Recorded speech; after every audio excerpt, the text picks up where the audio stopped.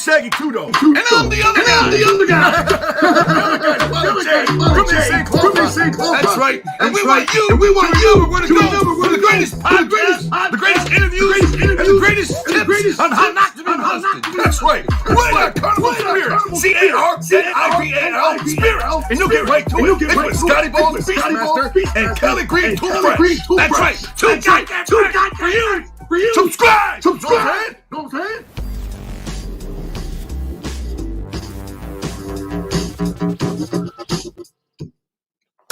What's up, Carnival Spirits?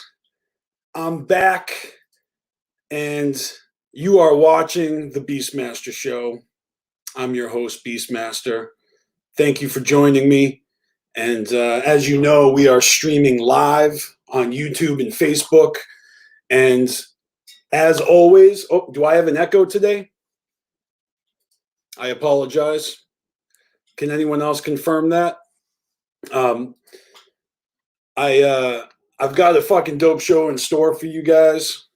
As always, lots of stuff to cover, and we're gonna start off with announcements, and then I'm gonna bring my guest on, and yeah, we just got a whole bunch. All right, no echo. So, what up, everybody in the chat? You guys are the shit, waiting patiently for me. Every single one of you motherfuckers that have been tuning in week after week. This is episode 9 of the BeastMaster Show. I wasn't stuck in traffic, but I was being fashionably late, as always. And yeah, so I do apologize for my lateness, but it'll be well worth it. This show is 3 hours long, so sometimes we stay a little bit later, and but we'll be here until at least 6 p.m. Eastern Standard. Get my water. We're gonna start the show off today with I don't know, some cool stuff that we need to talk about. Number one, I didn't just discover this, but I finally just decided to make use of this thing called Linktree. So I made this link tree for myself, and let me stretch the screen here, maximize that frame. So this is a official BeastMaster Linktree, which has all my links for all of my social media, my music. Everywhere you want to find me online, starting with Spotify, my album up on Spotify, Amazon, Apple Music, official BeastMaster Facebook, YouTube, Instagram, Twitter, and my secondary channel. I'm going to be making one of these for Carnival Spirits next, but I just thought it was cool because before I was only, putting like one link in my bio for my social media instead of using this kick-ass tree of links. So if you guys want to actually find this link tree for BeastMaster, you can find it in the bio of my Instagram currently. Or how about this? I'll just throw it in the chat right now. All right, and you guys can find me all over the place right there. So yeah, I'm going to make one of those for Carnival Spirits as well. And we got a lot of things to share for Carnival Spirits, right? We got that Carnival Spirits monthly playlist on Spotify. And we got a lot of things going on with Carnival Spirits, because it's not just me. It's also Scotty Two Balls, Cali Green Too Fresh, and various other ninjas, So there is an official Carnival Spirits, playlist on Spotify. We talked about this last week, and if you want to check that out, I recommend you do, because Cali Green Too Fresh updates this playlist on the 17th of every month. So also, you know, since I talked about this on the show last week, we had a few submissions. Some artists submitted music to be included next month, which is dope. And I know that Cali Green takes it upon himself to scour the underground for fresh, you know, freshness and dope music. But we also take submissions. So if you're an artist or you know an artist that isn't getting that shine that they deserve, maybe this can help them, because, you know, just like everything on the internet, you know, the footprint is deep. You know, more people are listening to this playlist as the months go on. So it might be a nice way to promote yourself or your friend's music or your favorite artist. You know what I'm saying? There's another pretty cool thing that is going down in the underground, and that is a yearly award show put on by Replicon Radio. And this year, Carnival Spirits is actually represented in the YouTuber category for you know, best YouTuber of the year or best podcast of the year. Now, what's cool about this is that, you know, Carnival Spirits has been around longer than Replicon Radio, and when they started doing their awards, I'm pretty sure we were snubbed and weren't even recognized for what we were doing in the scene. And this year, you know, we were recognized, and that's pretty cool. So I want to show you that, you know, they've got all these different categories. This is repliconradio.com, and you can go here, I think, every day and vote like once a day for your favorite underground music video, regular music videos, EP mixtape, underground EP mixtape of the year. You got producer of the year, graphic artist of the year, event of the year, and then right over here on the right side, it says radio show, podcast, YouTuber of the year. And so if you see going down the line here, it starts with Beneath the Dirt, DC Fago Guys, Studio 17, Replicon, Shaggy and the Creep, C Plus Studios, The Hours of Chaos with Don Chaos. That is our boy right there. And, you know, last year, this is, of course, awards for 2020, right? Last year, Don Chaos was on his grind. So, to be honest with you, he's getting my vote. But if you keep going down the list, you actually notice that Carnival Spirits is also on the list. Okay? But Don Chaos is a part of Carnival Spirits, and his podcast has been on his channel primarily all last year.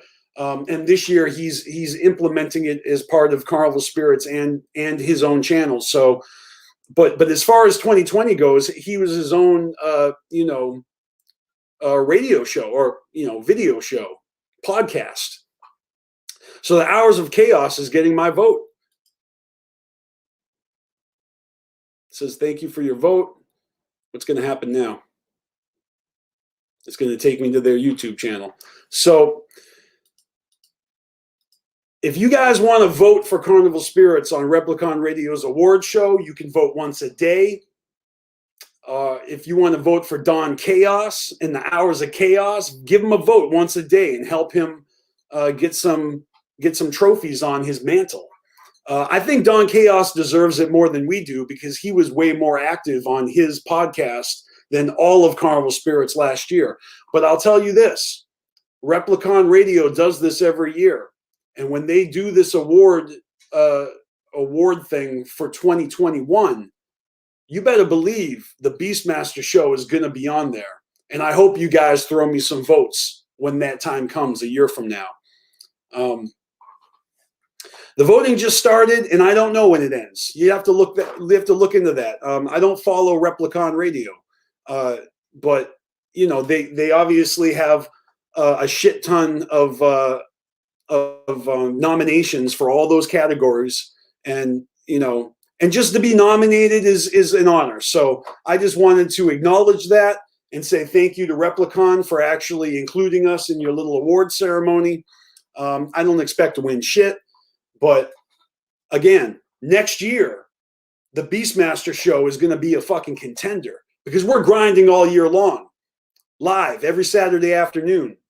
And, and I started this, mid-December, and it's going to go strong to the end of the year when Carnival Spirits hits its 10-year anniversary this December, which is fucking crazy. Carnival Spirits has been around this long. All right, so that out of the way, I'm going to move on to the next thing. And the next thing is it's a plug. Now, I don't even know if I have a link to what I'm trying to plug. Let me see here. No, I don't. Well, what the hell? I don't have the link. So I'm going to have to pull that link up. But, I've kind of made a point to not do too much coverage of other people's, shows and podcasts and stuff because, I've got my own content and I've got my own subject matter and everyone else does too. And I make an exception to that when, let's say, artists like ICP are, being featured. Like, for example, Steve-O from Jackass and his podcast. He had an episode featuring Violent J. And we're going to talk about that in a minute. But I just want to say that I'm making an exception to that rule because there is a live stream tonight. Let me see if I can find this. Yeah, here it is. So there's going to be a live stream tonight. I think it's 7 Central Time, 8 Eastern Time. And it's going down. Where is the fucking link?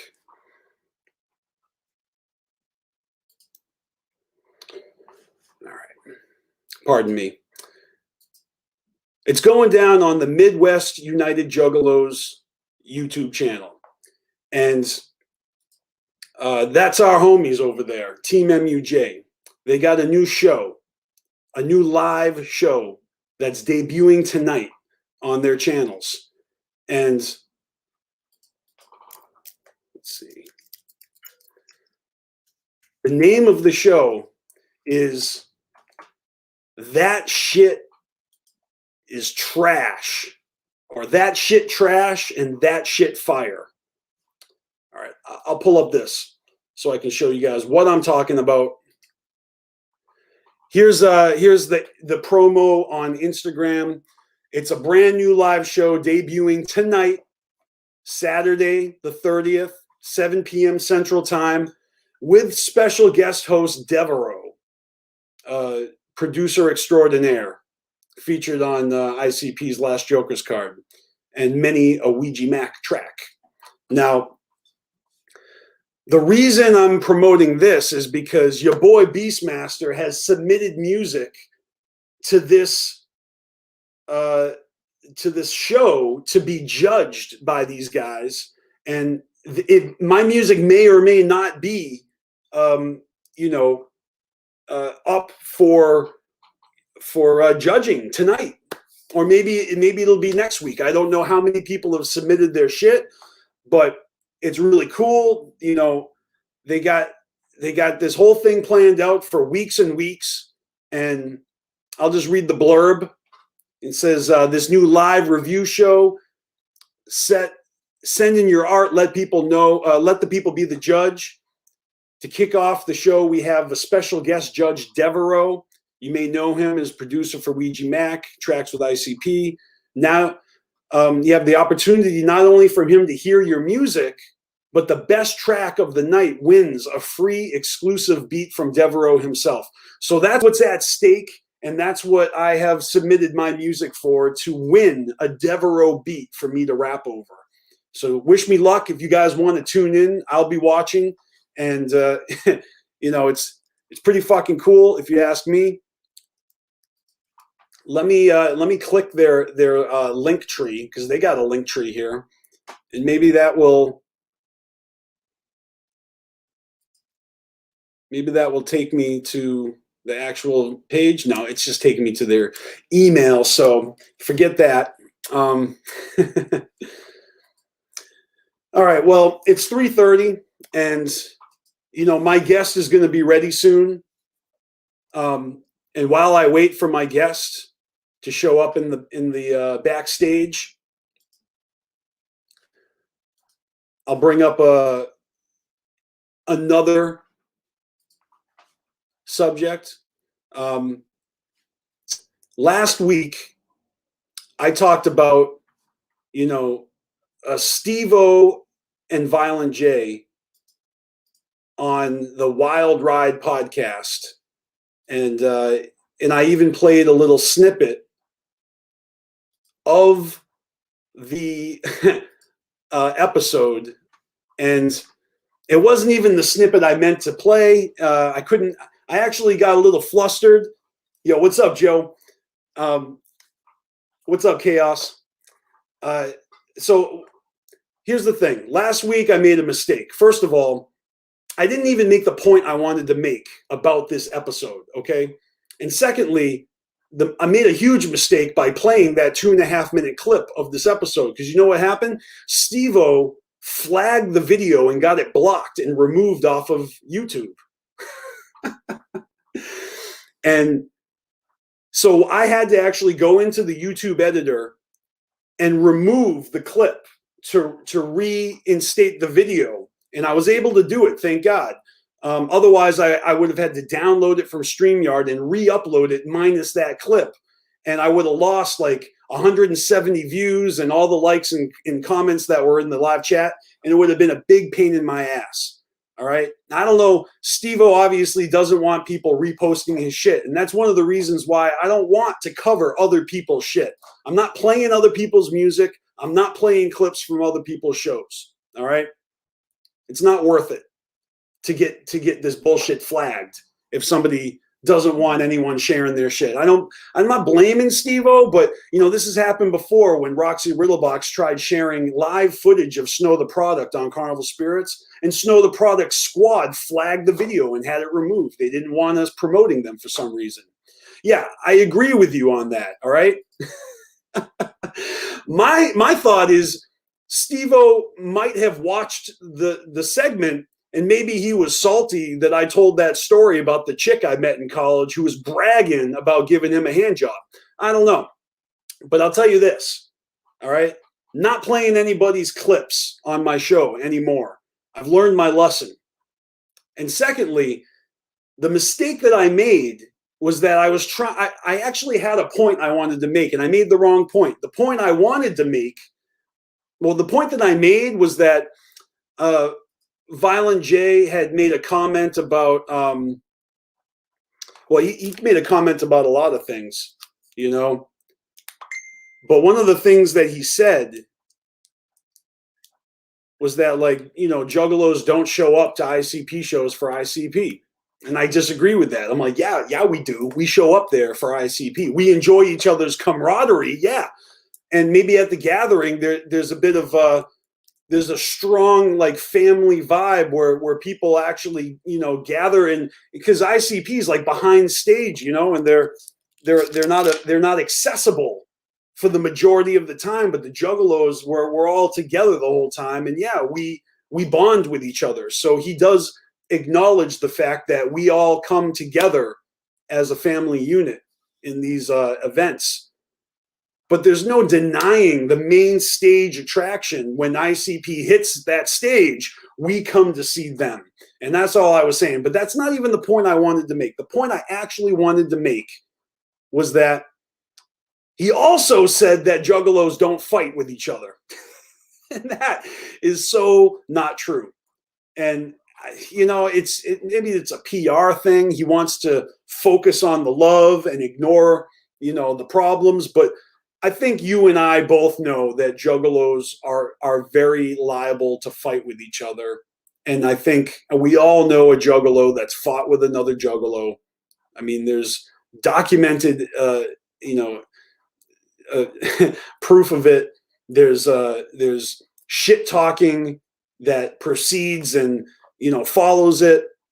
There's long running feuds. There's falling outs. There's, you know, there's juggalos that drop the hatchet. So maybe there are no juggalo fights. Maybe one of the juggalos is really a juffalo, and you got to figure out which one. All I'm saying is that it's a little obnoxious to say that juggalos never fight, because I see that shit happen all the time, and it's pathetic, but it does happen. All right. Now, aside from that, there's another thing that Jay said that somebody took, you know, was not happy with, and that was his comment about Nardwuar. Nardwuar is this guy that interviews artists, and on Steve-O's show they talked about the Nardwuar interview of ICP. I'm going to pull up this other screen here because, and this is actually really funny, but Violent J said that Nardwuar took back his gifts, and Nardwuar has basically come out this week to say, I don't take back my gifts. And he really articulated, I mean, he made this like 40-minute video explaining how he doesn't take back his gifts. And there's a difference between between him giving a gift and also just presenting an item for topic discussion, or to, you know, to educate the viewer on the freshness, and use ICP to like say, hey, here's a vinyl record from so-and-so, and then get their 2 cents on it and be like, yes, that is a reaction that I was trying to get, you know. But he didn't mean that he was actually giving that item to ICP unless he specifically says this is a gift. So, you know, Violent J supposedly and him have both interacted publicly or behind the scenes, and they both come to agree that there was a misunderstanding, and, you know, there isn't currently, as far as I know, a feud between Nardwuar and the Wicked Clowns, although, you know, it is funny that, you know, it's like people pay attention when Violent J says stuff. You know, if he says the wrong thing, like everyone gets all bent out of shape. They want to call him out on it. And Nardwuar actually got a response. I mean, he's a rather well followed individual. I mean, just his video right here has almost 60,000 views, and it's just an explanation of the predicament. And I thought that was hilarious. You know, shout out to that Ghetto Freak Show for bringing this to my attention, sending me the video. I didn't watch the whole thing, but I watched enough of it to understand that Jay was mistaken. And you know, I think he actually showed the clips, and, you know, he just really wanted to make sure people understood that he doesn't just give people gifts and then when the camera's off, take those gifts back. He needed to clear his name because Nardwuar, as you can see, is a very serious motherfucker. Doody doo la doo doo. Nardwuar.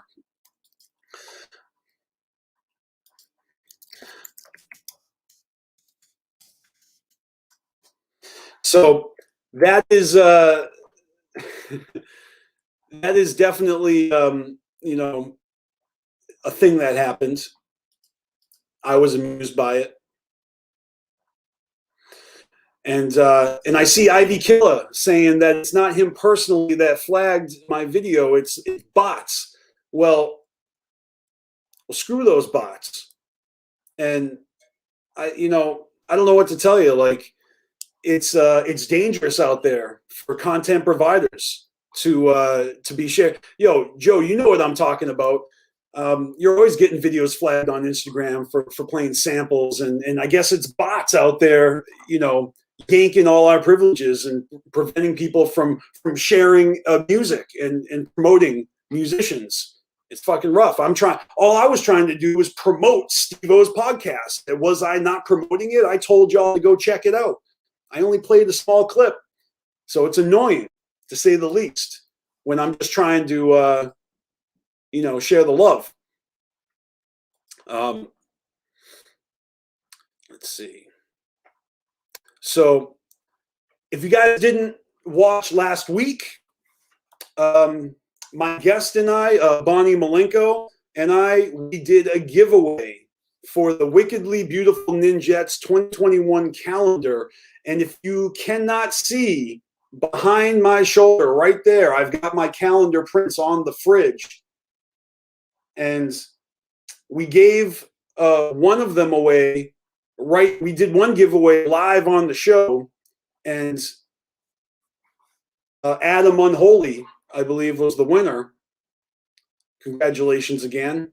I did forward your information to Kayla of the WBN, and so we actually did a second giveaway that was running all week long.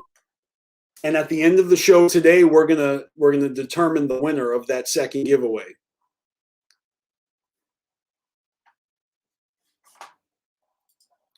Yeah, I hear you, Joe.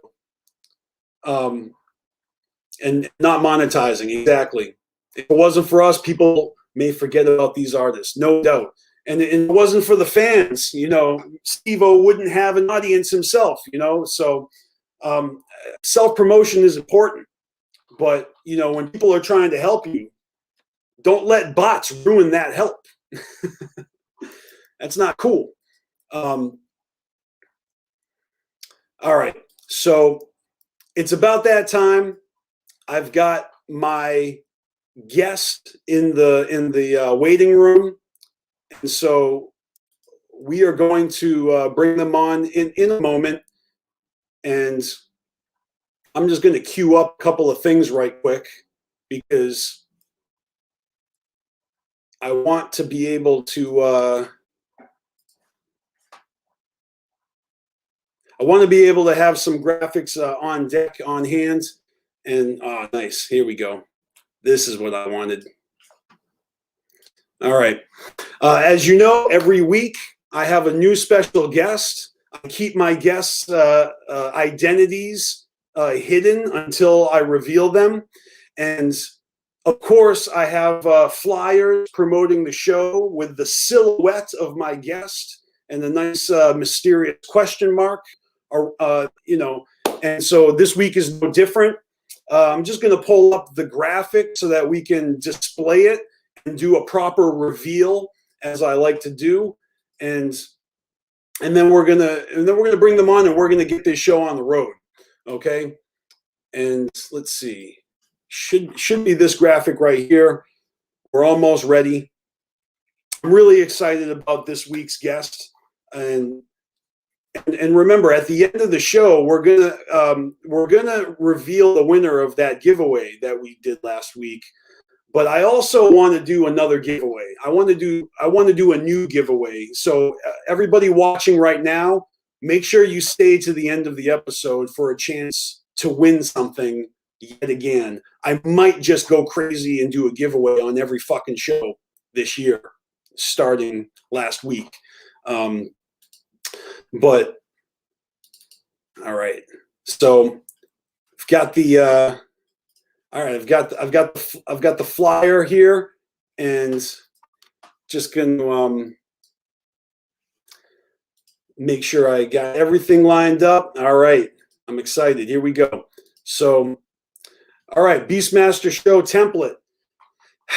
So, guys, this week, I'm very proud to announce that, again, the first handful of episodes that I've done on the BeastMasteR show has featured all of my closest homies and my fellow Carnival Spirits Juggalo Jedi Council members. Last week was the first time I brought someone on the show who wasn't already a part of the YouTube community. And that was probably my favorite episode I've done so far. And I think this show is getting closer and closer to what it was meant to be each week. And, this show is very special because yet again, I have a very unique and awesome individual to talk to. And, do your own individual drum rolls and get ready for the big reveal, because in the count of 3, 2, 1, I've got the one and only La Perp. And you guys have heard me talk about her before because she dropped an EP last year in 2020 that I have talked about on several episodes of this show. All right. In the beginning of 2020, she dropped Brick by Brick, and it is a dope EP. She is a singer, songwriter, rapper, and here she is. Welcome. Hey. What is up? How you doing? I'm good. How are you? Excellent. Thank you so much for joining me. I'm so psyched to have you on the show, for real. Me too. Yeah, sorry, I was distracted. I'm glad to be here. Thank you for inviting me. Just so people who don't know who you are, where are you located at in the on the globe? I live like right outside of Detroit right now. Mm-hmm. And I mean, we've known each other for a few years now, and we've even met longer ago than that. We had a conversation about this. I remember when I saw you at the Juggalo March in 2017. You kind of blew my mind, reminding me about my gathering performance at Cave and Rock, and you told me that you actually saw me perform. Yeah, I met you that year. I think it was like 2007, and then I went and watched your show or your performance. It was dope. Yeah, I remember that Juggalo Family song that you did. Yeah, Dear Joe and Joey, my tribute song to ICP, and that was really the first time I ever performed it. It was my first time performing ever, so it was really a momentous occasion for me. And so when you told me that you actually saw that performance, it blew my mind. Like, I was honestly, like, my jaw dropped. I'm like, wow, you remember that? That was 10 years ago. Well, that was like 13 years ago now. Yeah, that was a while back. That gathering shirt. This is the 07 gathering shirt. I'm wearing it to remember that. Nice. Was that in 07? Am I correct on that year? Yeah. That was the first Cave and Rock gathering. And they set up that bomb house stage right in the middle of the Hatchet Landings grounds. I mean, after that, they moved it. That stage got moved to a different place. But that first year, it was right in the center of the whole gathering. Yeah. It just felt like everyone could hear me because I was right in the middle of everything,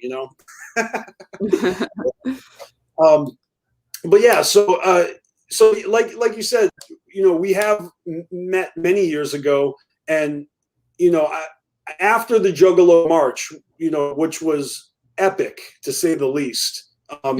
Yes, it was really cool to see you there too, because that was overwhelming. It was stressful, and we hung out a little bit, in the beginning of that. And I just had the best time. I felt like it went off without a hitch, and it was just a friggin' success, But after that, I pretty much seen you at every gathering, every event.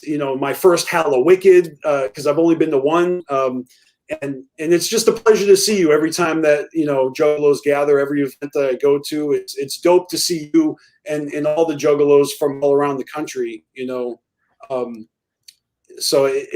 But you don't have a presence on YouTube, in the YouTube community. I feel like maybe my audience doesn't know who you are, like Juggalos who gather every year do, and stuff like that. So I just want to have a chance to introduce you to everybody, and maybe we could reminisce a little bit about some of those fun experiences, and also talk about your music today. Nice. Yeah, that sounds dope. Yeah, I've been going to the gathering since I was like 14 in like 2001. So 2001. Huh? 2001 was my first gathering as well, and yeah. So you've been to many more gatherings than me, though. Is it now 17 or 18 or 19? How many I gatherings? think it's 18. I missed 2003 since then, so that was the only one. So I think that puts it at 18. That is epic. That is so epic. And I've seen you with all your medallion charms, whatever you call them. It's like this wide, all of them on the chain. Yeah, I ditched wearing those, I think like the year before last, because it just got too much. Too heavy. It was too heavy. Yeah, it got too much, but you know, I always just like my old amulets riding with me at the gathering. So Amulet. That's right. Some people like to frame them. You know, they have them up on the wall, a little. Mhm. That's always a fun way to do it. I have mine hanging on the light shade. I have them all hanging around the light shades. When the light's on, they kind of stick out Oh, like that's a that. good idea. Yeah, along with various Something like other that. charms and stuff. Yeah. But yeah, I just liked that it was with me through all the years, like in the experience. So and it all like infused with the energy over and over again. Exactly. And you can really attest to it. You know, being at so many gatherings, it's something special. Like it's kind of like impossible to explain to someone that it's not just a concert or going to 4 concerts. It's like literally being transported to like heaven on earth for a week. I don't know. I mean, maybe other people see it differently, but it's really a good time. Yes, it's definitely always an amazing time. It's very magical, Mm-hmm. you know, the gathering. Hell yeah. Magic the gathering. Now, last year, obviously, we missed out, and it's not looking that good this year. How do you feeling about that? Are you having any concert withdrawals at all from? I mean, you know, the lack of our favorite thing to do. Occasionally, but the break's been kind of nice, actually, I guess. You know, sometimes it's, especially since I moved here, there's just something always going on here, you know, at like all times. So I don't know, like I kind of like the break, but yeah, it's starting to get back to needing that in my life again, you know? Yeah, I hear you. I actually enjoyed a bit of a break myself. You know, a year without traveling, a year without heavy expenses, and I really focused on myself last year. I actually started. I actually got a personal trainer, and I learned how to work out, how to weight train. I'd never done that before. Nice. Yeah. And so now this year I actually joined a gym, and I'm actually getting in shape, and it feels amazing. It's something I never considered doing before, but my chiropractor recommended it because I was hurting my back at work, and now I'm gladly getting addicted to it, and I'm looking forward to the benefits, health benefits, and all that. Yeah, I need to get back to working out. I haven't. I normally work out pretty regularly, like almost daily, but I haven't worked out in like 4 or 5 months, like at all. Got to get back on that. Who am I to talk? Like I went like 42 years without working out, and then now I'm like working out, and I'm like, yeah, work out. Yeah, to me, it's like necessary mostly for like my mental health or like my emotional health and stuff like that, especially. So, and yeah, I definitely like to stay in shape. No doubt. Well, that's what I'm finding out is that, the older I get, the more I realize that I do want to keep this meat vehicle in good working order, because, we're all going to atrophy, is going to hit us all eventually. And so, I mean, it's new to me, so it's shiny new thing in my life that I'm focused on, and it's easy to do that because I have no distractions. There's nowhere else to go. I work, and of course I've been working on music as well. I've been writing a lot, and But anyway, it's not about me. I really do want to talk about your music. You dropped a really dope EP last year. Brick by Yeah, I Brick. actually dropped it January 1st of 2021. But yeah, I did get it finished. Well, my part of it anyways. Like Yeah. back in the beginning of 2020. Right. So and then I finally you worked on it in 2019 and it was done, and then it finally was revealed to us at the beginning of last year. No, I worked on it in the beginning of 2020, like from like February to April into May a little bit. So I just finished those songs up in a couple of months, you know, at the beginning of 2020, and then it was, you know, last year. I'm such an idiot. You're right. It was the beginning of this year. You know why? It's because you sent me Hopped In. Yeah. I released that in April. Okay. And you sent that to me even longer ago before that, and you let me have a sneak preview of it. So I heard that song many times before everyone else. But I tell you, as soon as it went live, that was the other version of it. Like I had redone the verses and stuff on that song. Oh, dope. Yeah, once it went live on social media and on Spotify, I never listened to the MP3 again. I always made sure I was giving your song, you know, clicks and plays every time I listened. Thank you. I appreciate that. No doubt. And you also had a dope visualizer, like a video made for it as well. Yeah, lyric video. Yes. I enjoyed it's a little that. bit more, I guess, entertaining than just some lyric video. Most lyric videos, I guess, where it's just like 4 loops of something. Right. No, it is really dope. So, I mean, I don't know how much you'd like to talk about your EP, but you know, I would love to go through it track by track and you know, and give shine to say it's a short, sweet 21-minute EP. You know, it's a good listen. You know, just from beginning to end, like, and I've already told my audience this. It's like it's all killer, no filler. Like every song is fucking awesome, for real. Thank you. I appreciate that. And yeah, that sounds good. Like I'm down to go track by track. Okay.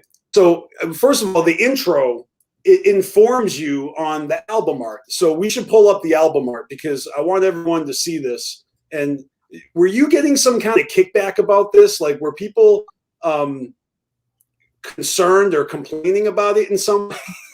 It seemed like a couple people seemed like they were concerned or something, taking it too literal and not understanding the metaphor. You know, right. Other people I think just didn't think about it, you know, like didn't think about it being a metaphor. So a lot of people seem to not get it. I'm showing it on the screen right now. If you guys can see this right here, it does depict like a gun blowing bricks out the other side of your head, basically, and you know, the whole silhouette is like a brick wall. But if you listen to the intro of your album, of the EP, sorry, it really does explain it right there in the intro. Right. Yeah. So I like the metaphor and I totally understand it, but I think maybe if somebody didn't hear the EP, I could see why they would be like a little triggered. Right. Yeah. No pun intended, but triggered. Yeah, for sure. Yeah, that's part of the reason why I put the intro in there. Just to obviously, I mean, but it was like it was after I was done with everything, you know, and it was like a couple months after I was done with all the songs. I was like, this needs an intro to like encapsulate the concept of this album for sure, because it is a concept and I want this album to be its own entity, you know, and, you know, like the next thing could be completely different. You know what I mean? Like this doesn't have to obviously put me in some sort of box of what I rap about or whatever, you know, it's its own little thing. Oftentimes, therapeutic release. oh yeah, well, definitely. And I think lyrically, it's very telling that it's a subject matter that's close to heart. But really, like listening to this a whole bunch of times, like I pulled out lyrics here and there that stand out, and honestly, it's just so easy to digest. It's so like you never get bored. Like it's just really well made, and I don't know who made the production, but you did credit Straight Jacket for engineering this, and he did a killer job with that. Yeah, Straight Jacket mixed and mastered it. Okay. Yeah, I recorded it. I actually engineered myself in the sense that I recorded myself, right, alone in my bedroom or my studio bedroom. Yep. But yeah, so mixed and mastered by Straight Jacket. He did a great job. He really did. And I like the changes, and I don't even know how to say it, but like sometimes there's like a low, like some of the vocals are like low, and then you know what I mean, like it just switches up. It's very it keeps you on your toes like that, Yeah. I guess I don't know how to exactly explain the music the way I like it, but yeah, in that intro, the whole idea of busting through a wall that's in between you and your success, and I think the word is Jericho. Am I hearing that right? Yes. Now I don't know if I'm familiar with that, except for, I mean, it makes sense, but I don't know the actual like history of Jericho. Like some people think of like The Wrestler, or some people might think of that TV show that only had one season. Right. But still, like the message is kind of crystal clear to me, and so that first single, Hop In, is clearly a strong track, great to start off the EP. But the second track is an acronym, right? And yeah. I mean, how did you come up with that? Like that seems like a very specifically chosen acronym, and I mean, it almost feels like it's like this empowerment track. Am I wrong? Yeah, I would say that. The Luckily is actually like that was my rap. Like I chose that for my rap name before, and Sarah Luckily is like a real thing. Like I think it's a mixture of like 3 Hindu goddesses, and then also on the other side of it, it's the Roman what's it called? The Roman saint of gypsies, I think. Like Sarah Luckily. Anyways, so the Luckily was originally a rap name for me, and I had made it into an acronym, and then I just made it into a song and left it at that. So gotcha. So I didn't know that history. Yeah, that's interesting. And I wasn't going to presume, but I kind of remember seeing you use that as your name in the past, and I didn't know if that was actually your real name or not. Right. Most people think that was my last name. But yeah, I decided not to go with that. Like I like it, but I don't want, the constant like mispronunciation and all of that going on with my name, Were people butchering that? Were they trying to say it all wrong? Yeah. Basically. Yeah. I know all about that. My real name is Torleif, and it doesn't look the way it's spelled, so that's why I go by TJ, because people have a hard time wrapping their heads around my name, and so I know exactly what you're talking about. Let's see. The next track, All the Same, is really dope, and I think especially it's kind of straightforward, at least in the hook. Love me or hate me. Mm-hmm. It's all the same. But do you have any fun facts about that one? That was the last song I recorded for the album. And yeah, I mean, it's basically just saying like, I mean, obviously love is always better, but they're both motivating, you know, it's just, they're both motivating in the same sense, you know, like it's hate or whatever, like doubt, you know, is an extremely motivating force for me. Right. And so is love. So, Hell yeah. and then, you know, it's just like the verses are just, you know, meant to encapsulate, you know, flip sides of the coin in each line. You know what I mean? And you're starting to sing a little more on this track, you know. I really dig your singing on this album. It's yeah, I did some apathetic singing in that track. Okay. Now, Deep End. Oh man, who made the beat for Deep End? Because I love that production. Like for some reason, that song just gets me like moving. Yeah, I love that beat too. It was Lindo Beats. Mm-hmm. His name is Lennon Smiley. You know, if you can find him on Facebook, and then he has his YouTube channel, Lindo Beats. But yeah, he's really, really good with the beat making. No, I dig that one a lot. Like as I was listening to it earlier, you know, before the show, I just kind of decided like I think this is my favorite song. Like it's so hard to choose one, but just, you know, production wise, like this song is just so fun, you know. Now, The Devil at My Door, is that, am I saying that right? Yeah. That one is also, it's a damn good one. Like it's got a really beautiful hook. Like I love the hook on that.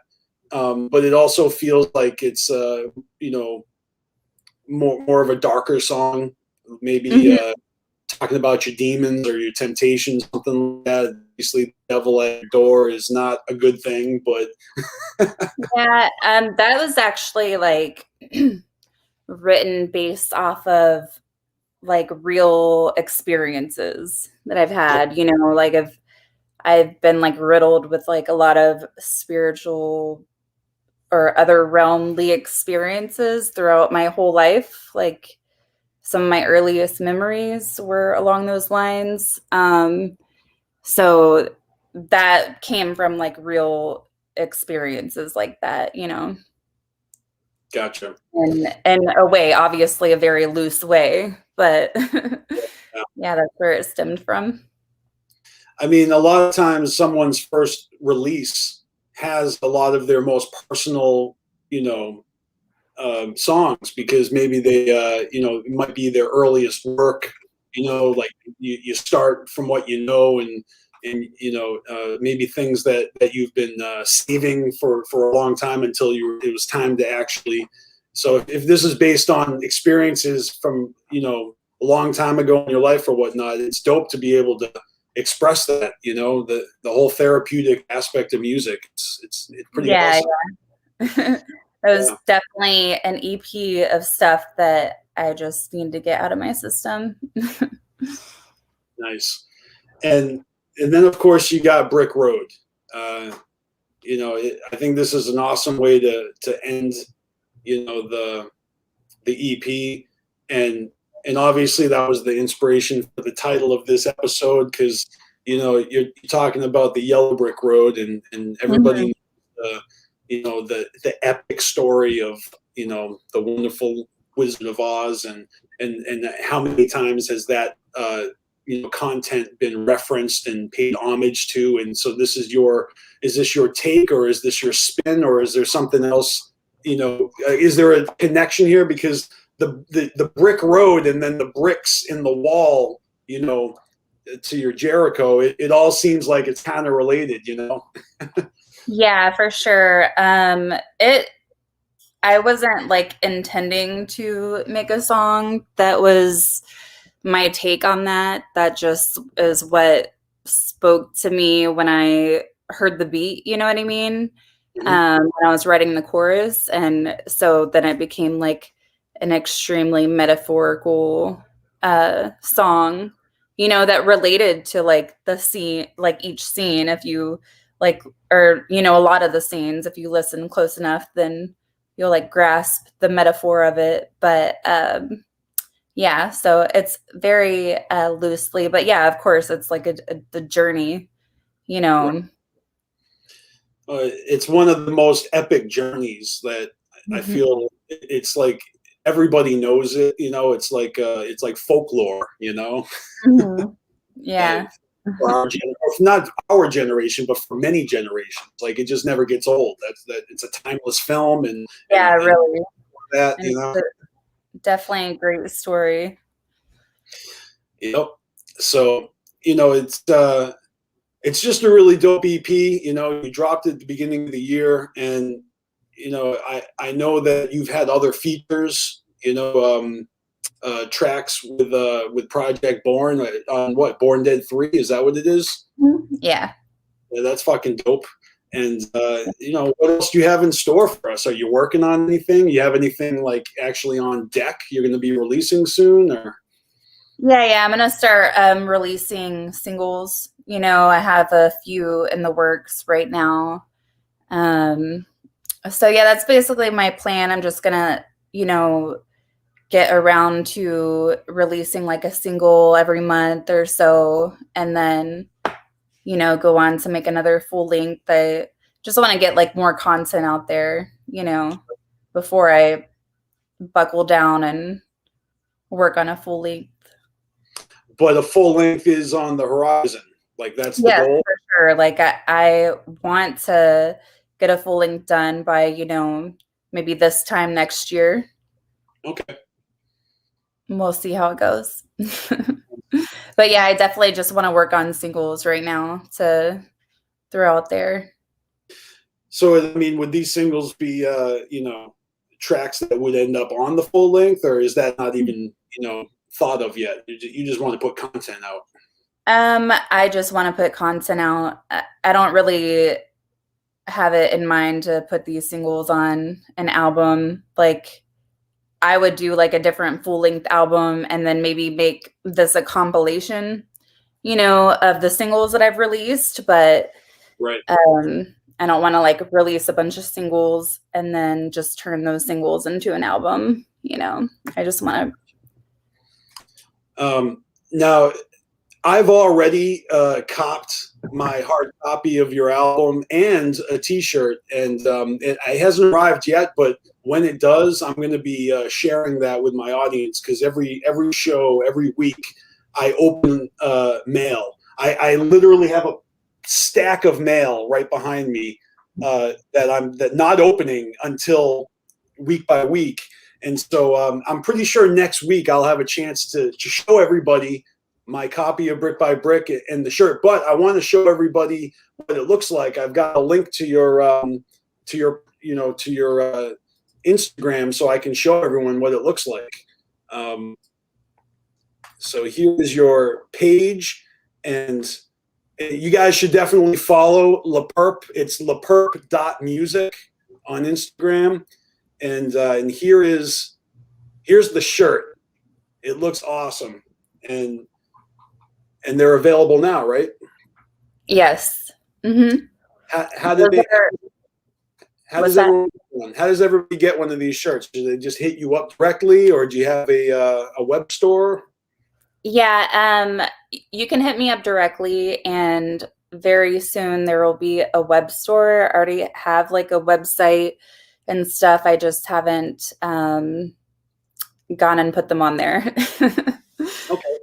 Well, I'm going to drop the link to this post right here in the chat of the show, so everybody watching can click that and go check out the post, and then follow the links to your messages if they want to hit you up to get one of these. So I got one coming my way, and I love it. That it's a sick design, and it's obviously you on the hood of this demonic car. It's the for the song "Hop In." It's just it's a very, very awesome illustration. Who drew that? A guy who I found on, I saw just some shirts he had designed for this other website, and they happen to have his name in there. To be honest, I can't remember what it was. I got these done back in May or something. Right. But, well, yeah. It's definitely fire, and I recommend everybody go cop a shirt, support the underground, support La Perp, check out her album. For real, it's impressive, for a first release. It's a strong release, and I'm excited for more. It's kind of exciting to know people that are making moves, and when I see friends making music, it's just fucking dope. I mean, I have a lot of friends, and some of them make music and some of them don't, but some of them try, and I just want to support all my friends in music, so I just want everybody to check out your stuff, and I know they're gonna love it. Thank you. So is there anything else that we can I know that you may not have that much time to stay on the show, but is there anything else that we can talk about? I know I kind of already covered the gathering and stuff. I don't really, whatever you want to talk about. Well, all right. I was trying to give you the opportunity to, if you do want to plug anything or shout out for anything, definitely don't hold back before you leave, but I would love to ask you your opinion on a couple of things, because, and if you don't know about this, that's fine, because I don't really know too much, but I heard that the CIA has released documents about UFOs, and maybe there's confirmed an alien being held under wraps. Have you heard anything about that? I know I haven't heard anything about an alien being held under wraps or anything like that. I just the last I've heard about the CIA releasing documents on that subject is just admitting that there was a program and all that stuff. I mean, I definitely believe in aliens, so it just feels like we all want to know what's in Area 51, and I'm pretty sure people were trying to storm it, last year or 2 years ago, and just the idea that they're gonna finally tell us what they know is so exciting, even though maybe all they know is that, a UFO is an unidentified flying object. And if you haven't identified it, it doesn't necessarily mean it's from space, but so they could be just teasing us. I don't know. Yeah, maybe. I don't really know. I don't pay attention to the news at all. So I did hear something about people trying to rush Area 51, but not much. Yeah, you know who wanted to rush Area 51 with that crowd? Jump Steady. Jump Steady was like, I want to go. It would have been funny. I remember him saying that. Yeah, it's just curious to me. I also heard that scientists that are tracking stars and planets and black holes and stuff. I heard that they lost a black hole. They had one on their radar, and then they lost it. It disappeared. Oh shit. And I don't pay too much attention to the news as well, but I follow commentators and some YouTubers that cover the news, and so when shit like that happens, then people talk about it. It's like, holy shit, what's going on? How do you lose a black hole? Yeah, that's crazy. But it's just kind of cool because technology is amazing. They're flying to Mars now. It's kind of a dope time to be alive. Of course, there's all sorts of viruses out there. We gotta wear masks and protect ourselves. But at the same time, you know, I feel like the technology has brought people closer than ever. I mean, look at us, Massachusetts to Detroit, and we're just chopping it up on video chat. It's pretty convenient. Right. Couldn't do this like, you know, 20 years ago. 30 Yeah, years definitely. It's brought people together and people apart at the same time, you know. Mm-hmm. My sister and my 9-month-old niece just moved to Montana and to live. So, you know, I have like all of a sudden a new spot in the country that I'm going to be visiting and getting to know. I've never thought about Montana before in my life.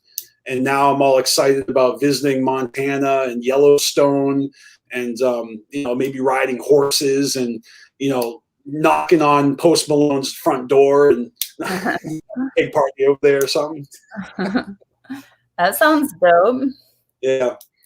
But as far as traveling goes, you know, you're pretty happy living in the Detroit area, huh? Like, I think I've seen you lament about how awesome it is and how at home you feel there compared to other places. Yeah, I definitely feel at home here.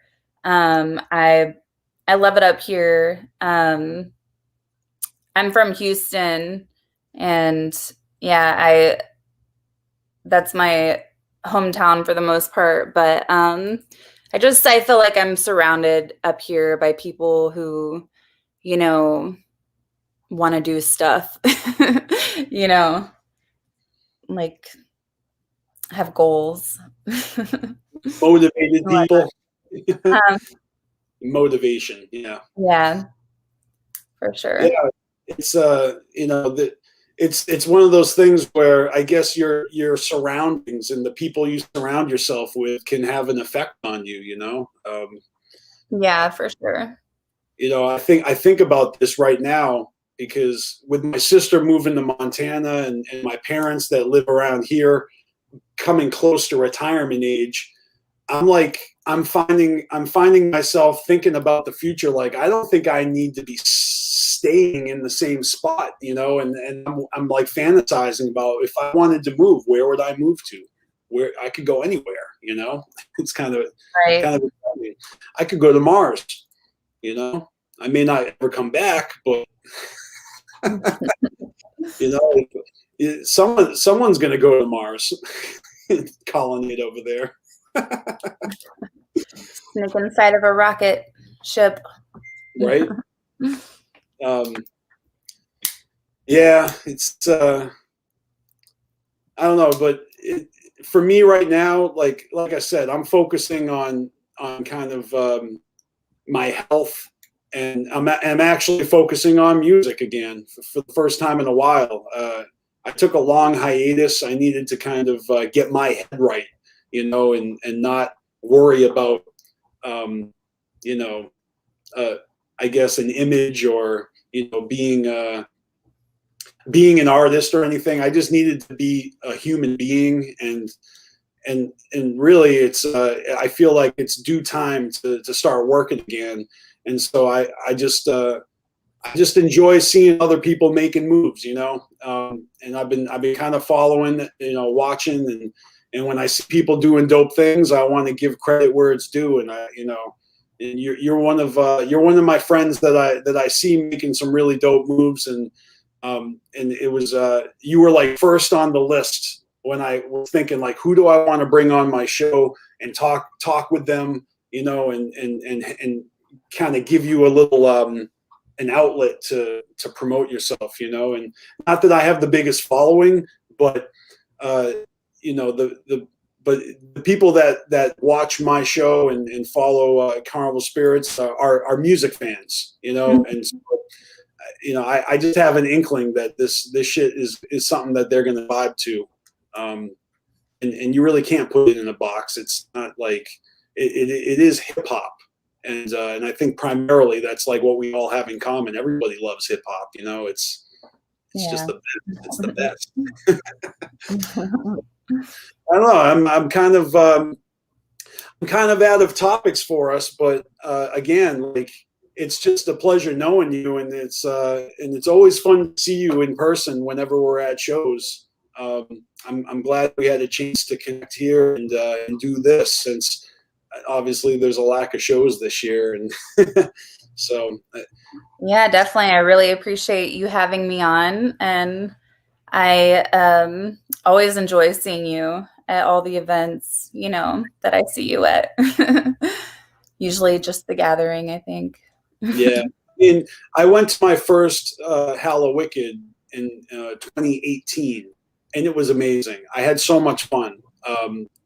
Did you go to many Hallowickeds just because you're in close by that area? Well, now I do, yeah, but you know, growing up all the years that I was you know, making my way to the gathering, which was definitely like a big deal when I was younger. You know what I mean? Like just getting the funds together, getting everything situated, da da da. That was, I didn't go to, I did go to like one Hallowicked. It was like around the Boom Pow. Why can't I think of the name of that one? Yeah. Oh, Bing Pow Boom? Yes. I was around that era. That era is when I went to my first Hallowicked. Gotcha. And then just since I moved here and maybe a couple other times. So I've only been to like 4 or 5. I think 5. Yeah, I mean, that's a long running event, you know, like a Mhm. month gathering. And of course, now we have Juggalo Day, you know, on the 17th of every February. So that's coming up next month. And, you know, I like the virtual stuff that ICP's been doing. I've been following that. It's been kind of a nice little escape, you know, virtual social media style. Oh yeah, for sure. You know, but that's just my thing. I mean, this spring is going to be my 25th anniversary of getting down with the clown, and I feel old, but I just can't imagine another life. You know, I don't know how the normal, boring people operate without the freshness Right. that you know, it really is a strange life, but it's an awful fun. Definitely been a very flavorful life, you know, growing up a juggalo. Right? Sure. Can I ask you, how did you actually get introduced and discover ICP to begin with? I mean, obviously you've been to the same gatherings I was at in 2001, 2002. So, you know, that was before the 6 Jokers card dropped. So you must have, something must have, you know, intrigued you. I mean, as it did all of us, but what was it for you? Yeah, well, my sister introduced me to them, but she wasn't a juggalo or anything. She just, you know, thought they were funny and whatever. And she had, you know, I heard a couple songs off of Malenko from her, and then I just somehow got a hold of like a Malenko tape and listened, you know, and then I fell in love with them from House of Horrors. House of Horrors is what like made me fall in love. I was just like listening to it repeatedly. I was always kind of like, you know, obsessive with stuff. Yeah. So I then, you know, got Riddlebox. So Riddlebox is like my favorite Joker's card and Ringmaster, but I was definitely introduced by Malenko from my sister. And yeah, I was the only juggalo that I knew for like a couple years, I think. So I just was like, I just fell in love like immediately and revolved my whole life around it. Revolved. Yeah. Right. I feel like it was similar for me. Like it was Riddlebox that I was introduced to first, but then when Malenko dropped, it blew my mind, and I immediately had to go back and get all the older stuff, and I was really drawn to Malenko.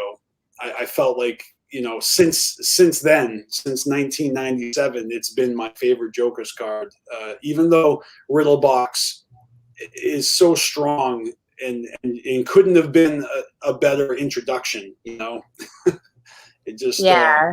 but at the same time, like I also kind of felt like when those were the newest albums. I mean, if you can imagine a time when those were the newest albums before all this other shit, like so many albums after that. But I remember thinking that Ringmaster was just so dope. And I didn't know other Juggalos either. So it's not like I had other Juggalos telling me how much this and that was fresh. Like I just decided on my own that this Ringmaster album is something special. And I really loved My Funhouse.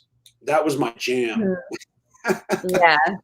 that beat, something about that beat, and just, it was so wicked. You know, I guess every album has like a standout song. Like on Carnival of Carnage, I just was obsessed with Guts on the Ceiling, and never had it made. You know, those were my two favorites, I think. Yeah, so you came in like a little bit before me. I was like before Amazing Jekyll Brothers dropped, you know, after Malenko, before Amazing Jekyll Brothers, but you were like before Malenko and after Riddlebox, right? Exactly. So it's like April. Well, in April, whenever Easter floats around, it's on a different day every year. But it was Easter Sunday. That's the milestone. You know, it was 1996, and my best friend played me songs off of the Riddlebox, and so it really did start off as just, oh, this is hilarious. Like this is funny as fuck. And so it was listenable. But yeah, once Malenko dropped, I was like, whoa. This is more than just funny. This is intense. This is smart. This is sick. Like, and I just go head first, you know? Yeah, for sure. Just the complexity of everything. All the things wrapped into one. I just loved it. When I was in college, I had a bad trip and an experience where my friend group and my roommates or my friends, they were all helping me out, and they were playing me "Pass Me By" from Ray Malenko, repeat, and it was like a mantra, and I just remember how dope it felt that my friends were really like, they almost were like falling in love with ICP just they were like, yeah, this is really good. I ended up like taking college friends to Juggalo shows, like for a bunch of years, like 98, 99, 2000, all the ICP shows I went to those years, I had like a handful of 3 to 5 like college friends that were just tagging along with me. And so, but they weren't Juggalos, and you know, but it was like my entourage, you know. Nice. Yeah. I've recruited quite a few non-Juggalo people to come to shows and gatherings and stuff. Oh, nice. Of course, they always love it. Of course they do. I also had a friend in college who was from Detroit, and when he went home for spring break, he came back like legit with like 17 2-liter Faygo bottles in a duffel bag, and he almost broke his back bringing me all this Faygo. Nice. So I had all these Faygo bottles, full Faygo bottles, lined up in my apartment for a long time, like cracking them open one by one to, you know, but more they were like decoration. They were like these relics. You couldn't get Faygo in Massachusetts back then. You couldn't get it. I mean, you can now, but not back then. 20 years ago. They've expanded their market. Nice. Do you ever hear that rumor that the owner of Faygo, like the company, like when he passes away, his son vows to work with ICP because currently they don't? But have you ever heard that? I heard something like that. But in my mind, it could have gone either way. That Like- sounds like an old wives' tale. Like, oh yeah, the guy who Right. inherited Fago is down, and one day we'll finally get our insane clown cola or One whatever. day. You know, I can imagine, like, you know, juggalos all just waiting, you know, for this guy to die. Like, come on. Right. and he's just gonna live forever. Like he's like Betty White, 99 years old and still going strong. Like, yeah, Betty White of Fago. right. I bet Fago has taken a hit this year with no ICP tours, no Fago purchases from Psychopathic. I bet their stock probably went down a little bit. Probably. Yeah. No doubt. That would be interesting to look at, actually. See how their stocks have fluctuated with that. I mean, I know juggalos still consume it. I mean, juggalos are fanatics. You know, they flock to the things that they love. So,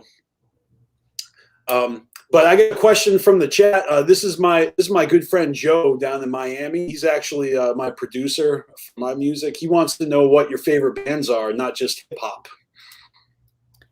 Not just hip hop. Oh, I know the answer. I know you love Prince. Oh yeah, I mean, I love Prince. I mean, I like so much music. Like, I like music from every era, from every genre. I don't really have any like favorite bands. I mean, like, I love like classic rock, and I mean, actually, before I got into ICP, before I became obsessed with ICP, I was like obsessed with Hole when I was like 10 and 11. So and that's Courtney Love, right? That's Kurt Cobain's baby mama. Yeah. My favorite bands before ICP, it was well, a lot.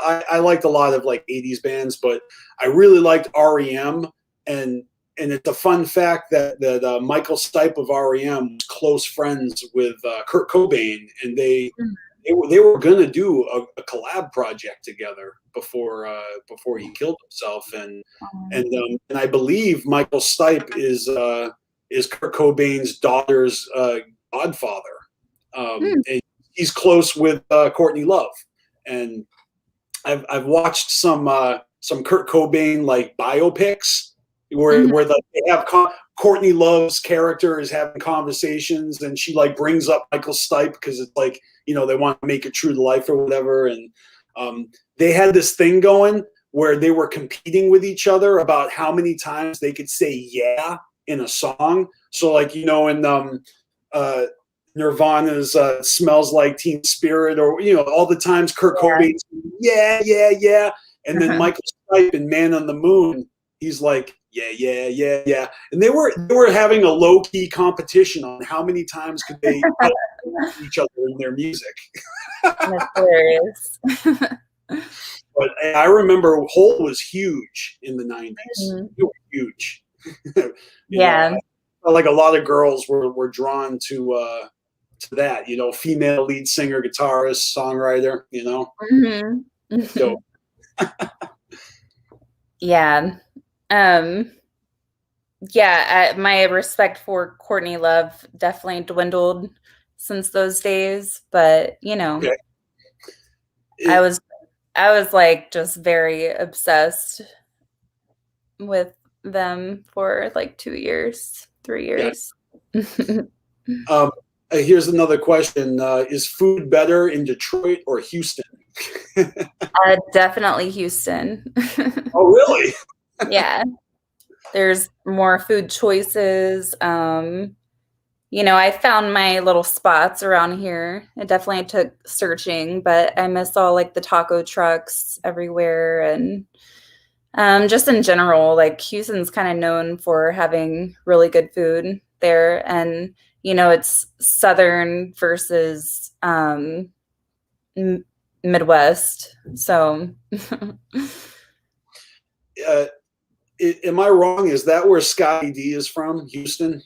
he's from Dallas. Oh, Dallas. I'm sorry. I get them confused. I've been to Dallas once. Never been to Houston. Yeah, Houston is hot and muggy. Mm. And it's cool, you know. Yes. But not as cool as Detroit. No. Yeah, I've got family in Minnesota, so I visited Minnesota many times, and then my dad's side of the family is from Brooklyn. So I actually grew up like visiting the farm, my mom's side of the family, and then going to the city in Brooklyn, New York, a lot, like two extremes. It was pretty cool actually, like getting to know those two extremes at a young age. Yeah, that is pretty cool. But I always have this image of Texas as being like another world. I don't know, like just with the bullhorns and yeah. such a big state too. I mean, Massachusetts, you could fit like friggin' 60 of those inside of Texas. So geographically, it's big. Yeah, it's huge. I mean, Houston itself, I think I saw something that said, I want to say Connecticut is like the same size as Houston. I can't remember if it was Connecticut. It wasn't like one of the super small ones or anything, but not yeah. Rhode Island, the armpit of America. Yeah. What about influences? Ghetto Boys or Gangsta Nep? Ghetto Boys. Nice. I like both of them, yes, but definitely Ghetto Boys. All right. I feel like I'm the only person that loves the Legs Diamond and the Purple Gang album. Like I fucking love that album. And yeah, I love that album too. I don't know why people don't love that album, because it's so well made, but I love how they got, in the intro, and I'm talking about Bushwick Bill in the intro of that. Vaguely, I listened to that album a lot, like when it came out, and like I loved it, but I actually haven't heard anything from that album in like years. So it's been out for a while now, yeah. But I revisit it all the time. I mean, I think same. I haven't listened to it in a long time either. But I never got to like know it, but I did love it, and I listened to it a lot, but I didn't like get to the point where like I knew all the words and stuff like that, No, I hear you. I don't think so. I never like got to know all the words either. I never get to know all the words of pretty much anything. Like I got the worst brain when it comes to that, and I'm amazed by juggalos that can recite lyrics word for word for like thousands of ICP songs. Like it blows my mind. Like, and maybe that's like weird to say, but like I know so many talented people. Like you are super talented, but I also know like juggalos that can't do anything. They can't even like, barely take care of themselves, Mm-hmm. but they can recite lyrics word for word. Like how do you do that? Like, yeah, I don't know. I have a hard time doing that. Yeah, I've since I've gotten older, haven't had the time to put into obsessing over music enough to do that as much, but I was definitely one of those people. I mean, except for I took care of myself, except for that part. Yeah, well, I mean, it doesn't have to be one or the other. It's not like, Right. but you know what I mean. I mean, there's some people that they just can't even put their life together, and they can't, or they can't hold a job, or they put everything into that. Yeah, that's where their happiness comes from. Exactly. But I find it amazing that you really don't know what you're capable of. I mean, if you're able to like memorize a whole catalog of music, maybe you could write your own. And, you know what I mean? And a lot of juggalos do that. I mean, the Juggalo underground is some interesting shit. Like the people that maybe they're kind of stuck in the underground and they have a limited audience, but man, there's a lot of talent out there. So obviously if you got goals and dreams, you just got to shoot for the stars, because you never know what could happen. Like, especially now, this whole situation with, limited availability. I mean, limited capability to perform and tour. Like, bands are suffering, artists are suffering, and it almost feels like the playing field is even, and now who knows who's going to rise and be successful from this point on. It could be anybody, whoever's most motivated, Yeah, definitely. I mean, especially with the internet and social media, that definitely evens out the playing field a lot, Yep. People just like streaming. It's not radio, it's mostly just like streaming and whatever. And you got yourself a lot of plays on your first single, Hop In, just by getting it on playlists on Spotify. You got like hella plays, so you didn't sign to a label. You put this out independently. Yeah, for sure. I think it's like over 40,000 streams now since April. But yeah, I just, got on different playlists. I never once paid for placement or anything like that. Actually, I heard that Spotify was kicking people off, like just the beginning of this year. Like a few people, like their songs or their profiles got completely removed from doing that. So because it breaks the terms of conditions on Spotify. Callie Green, my dude, was just telling me about this, because he kind of had a label called Hecka with an artist named Shade, and he did a lot of research, and he found out that if you do pay to get on a playlist, you could have your whole Spotify like deleted by they don't stand for that, because they want to make the money. They don't want like people hosting playlists to be making money on their platform. Yeah, definitely. It's kind of like how Facebook won't let you do a raffle. Mark Zuckerberg will flag that shit, but if you call it a waffle, you're getting away. You're hiding in plain sight, and you can do waffles, but you can't do raffles because Yeah, I actually didn't know that. Like, I always see people, saying waffle, but I didn't know that was why. So. For a long time, I was confused as well, but it was explained to me, and I just thought it was the more interesting or funny thing to say. That's it. Yeah, like slang, like they're just, it's like cute slang, but it's actually on purpose so they don't get flagged and have their posts removed by Facebook. Interesting. It is interesting that you can outsmart the system. For sure. All right, we got another question from Joe here. Now in Detroit, do you listen to OG Top Authority or New School Boldy James?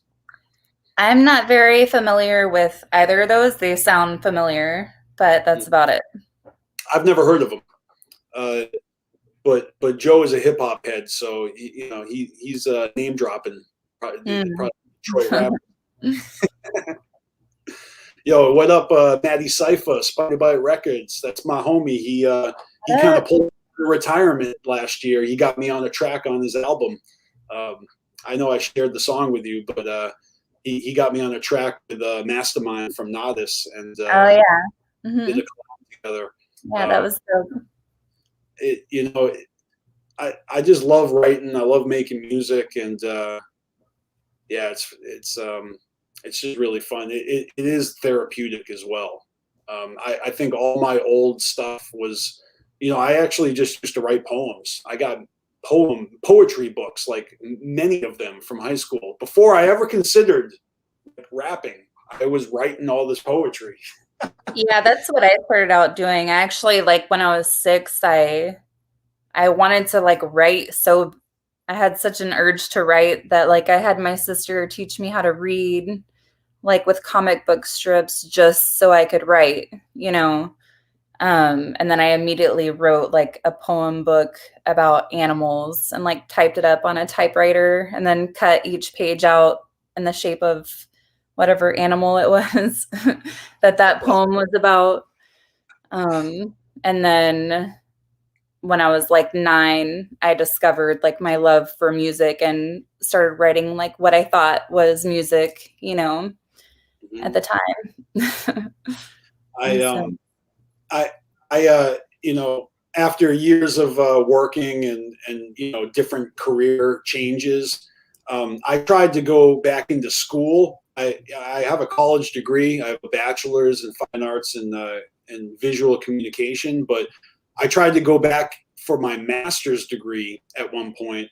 This is like 10 years ago, 9 years ago, and it didn't work out. But I took like an assessment test, and I found out in my 30s, I found out that I actually have a reading disability that was undiagnosed my whole life, and I'm like, wow, look at me, like writing music and you know, with a reading disability. I just find it funny, and it's not like I'm dyslexic or anything, but I'm a slow reader, and it's just funny.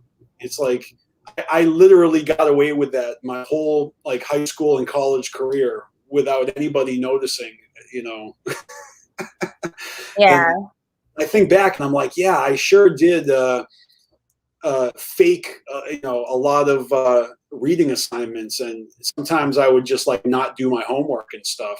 I was kind of a bad student sometimes.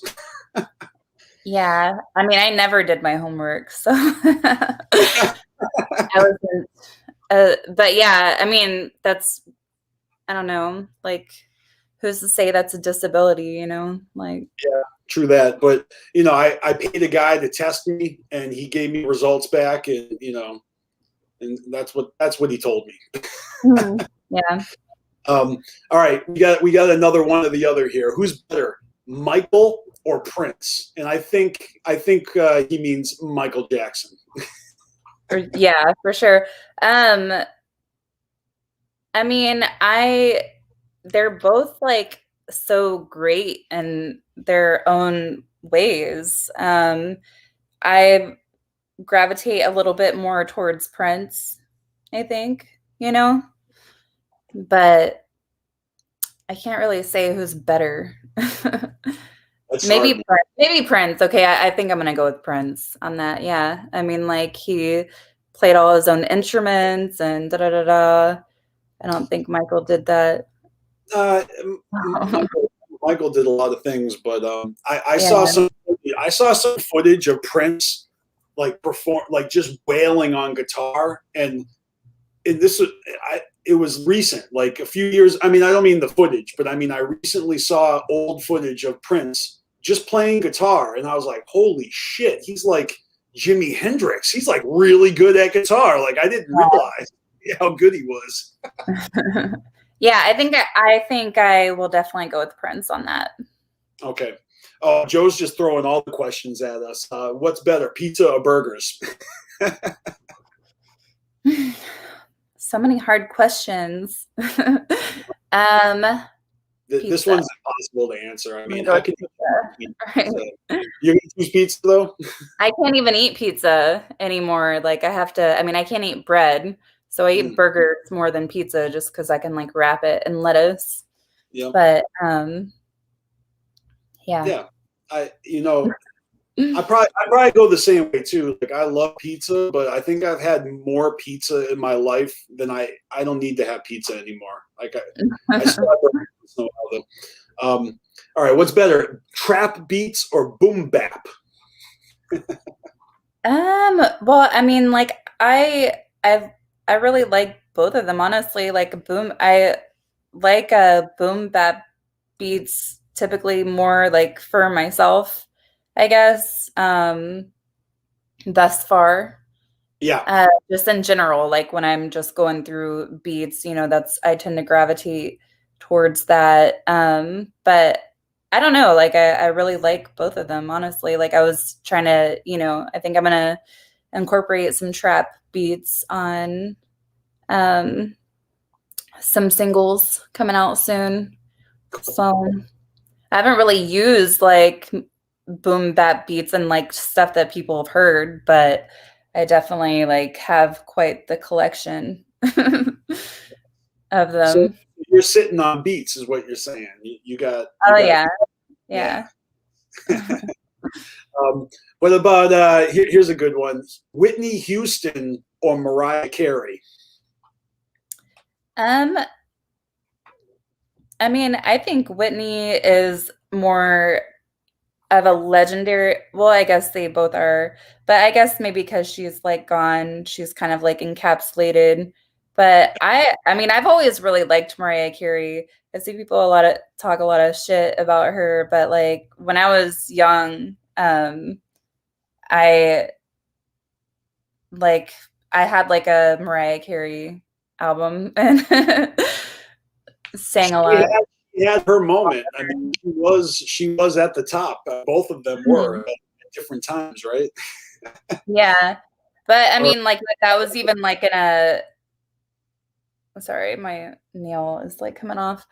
But oh, that was in a time, you know, like I never was like into like what was popular, you know, like my yeah, friends were really into Britney Spears and I was really into ICP, you know what I mean? Like uh so during that, you know, when I was like super young. So but Mariah Carey was somebody who I always like, you know, liked to sing I, along with. I feel like if it wasn't for her friggin' Christmas song, like we might have forgotten about her. But every year, her Christmas music is like all over the radio and the mall, and like it.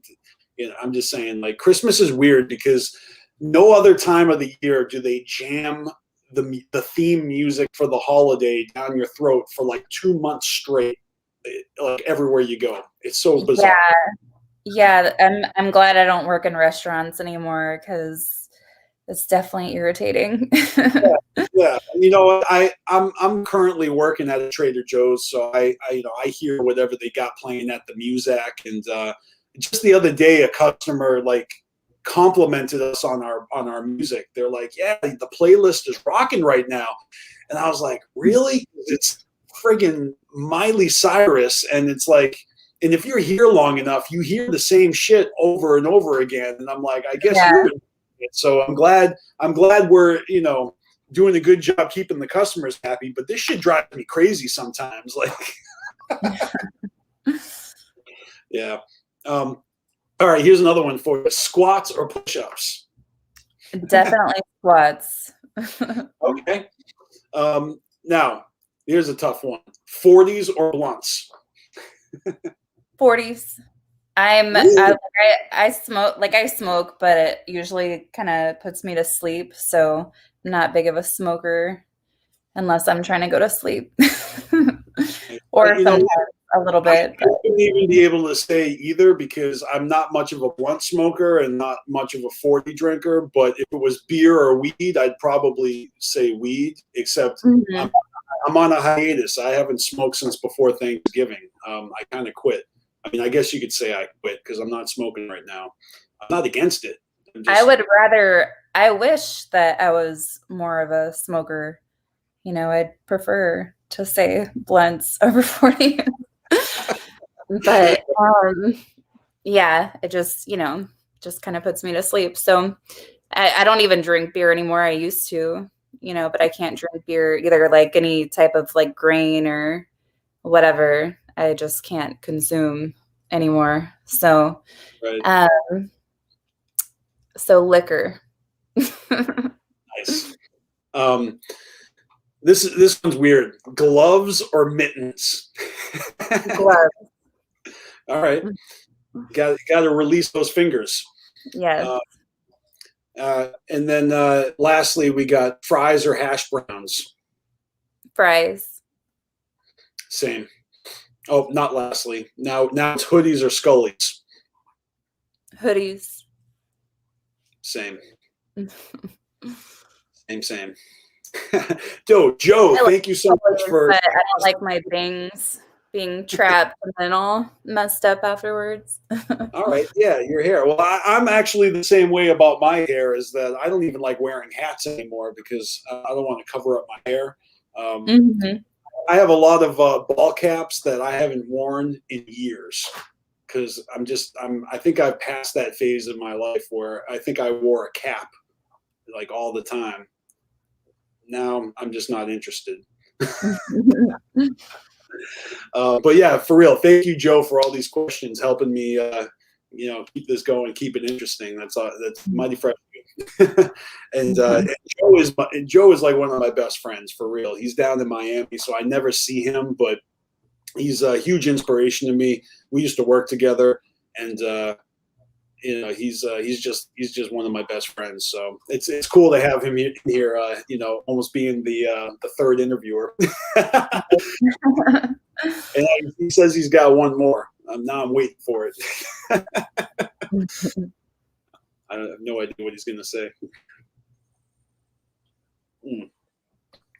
But yeah, you have hung in here with me longer than I thought you would, Sarah. I really thank you. I didn't realize the time had passed. Yeah, I know. It's obviously a lot of fun on the BeastMaster show, but if you do have to go, I'll let you go. Don't feel obligated to stay longer. I didn't realize it was getting so late. I had no idea. I literally just looked at the time right when you said that, or right before you said that. So I definitely need to wrap it up here. Well, if you have any final words, any shout outs, anything you want to plug, I'm going to tell you this: the links that you need shared will be shared in the description of these videos, right? So if you need, I know you got your actual I guess it's your link page, right? And that has everything. It has your video, the links in my bios on Facebook and Instagram, Twitter. Right. Go to all the music links, and I think they go to the other pages as well. Yeah, there's a ton of them here. So I'm going to hook that up in the description, and I'll even drop it right now in the chat for everybody. So if you're watching live, there's the links. Check out LaPerp. Follow her on Instagram. Like her page on Facebook. Check her out. Follow her on Spotify because that's where you're going to get the new music when it drops, right? Yeah, I mean, it's everywhere. Like all the streaming outlets for sure. Like it's on YouTube. It's on everywhere, but Spotify, I tend to market more. Yeah.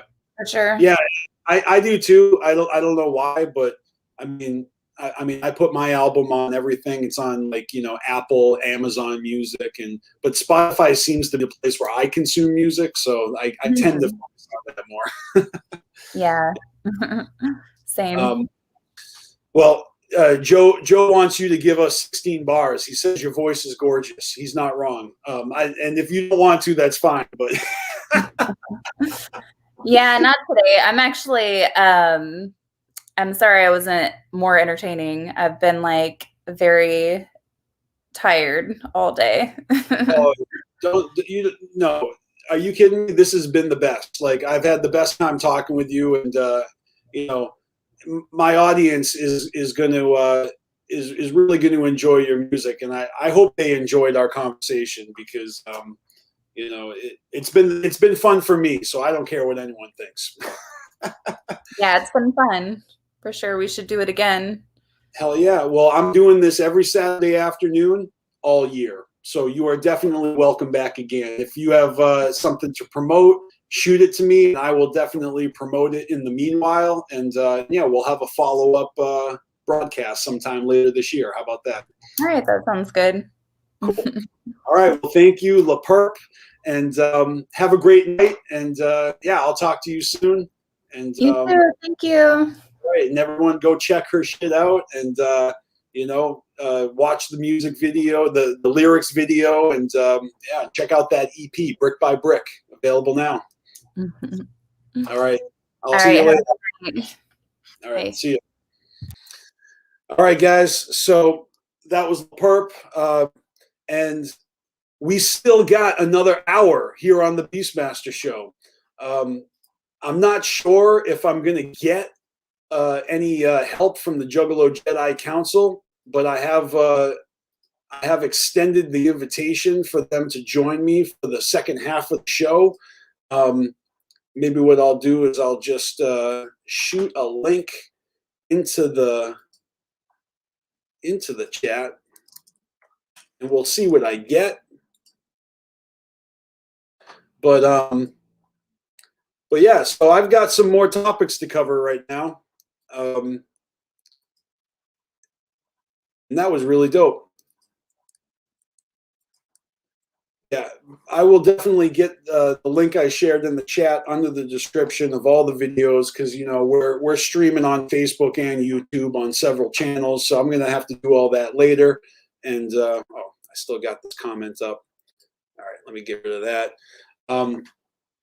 All right, so let's see, what else do we got here for you guys today? New music. I heard a lot of new music yesterday.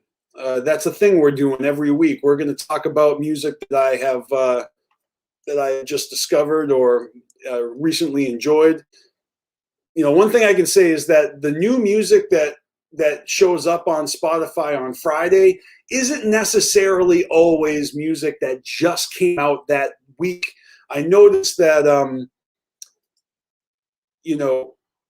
they were giving me songs that actually came out earlier in January. So I'm pretty sure all the music I'm about to share with you guys, it did come out this year. It's all new music, but it's not necessarily new this week or this weekend or whatever.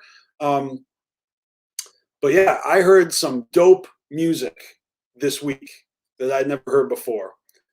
But I also listened to some older music, some classic shit that I enjoy from back in the day. I'm going to start off with that. And okay, so first I want to talk about this album right here, Tesla, one of my favorite bands from like the 80s and 90s, or originally from the 80s. They put an album out called Into the Now. When did this album come out?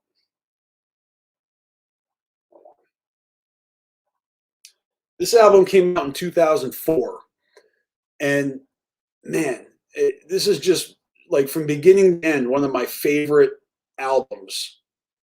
This is my favorite Tesla album. It's one of those albums that it doesn't have a bad track. I can listen to it over and over, and I've been enjoying this album this week a lot. Funny thing is on Spotify, when you follow your favorite artists and you look at all their releases, sometimes Spotify is missing shit. And this album was missing from Tesla's Spotify for a while, and then all of a sudden it popped up. So, and I noticed when it was missing because I went looking for it. I'm like, why is Into the Now not on Spotify? But they finally put it up just like, I don't know, this last month or so. So I've been listening to this on repeat this week and really enjoying it. Another artist I've been listening to this week, Ozzy Osbourne. I've been putting my favorite Ozzy songs playlist on and really just vibing to this. This is just the various albums that they showed me. When I listen to Ozzy, and I have all my favorite songs in a playlist, and I just put that on shuffle.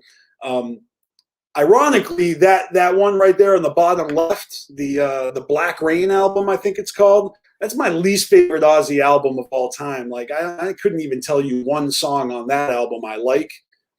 And it's funny because it's got the same name as that Dark Lotus album, Black Rain. Scream is really good. Down to Earth is really good. And that new one, Ordinary Man, I talked about that on the last episode of 2020. His collab with Elton John, Scary Little Green Men, This Is the End, or Today is the End. Holy for Tonight, such a good album. I feel like that's his best shit he put out since Scream. But I'm just a huge Ozzy fan. I can't get enough of him. Love his voice.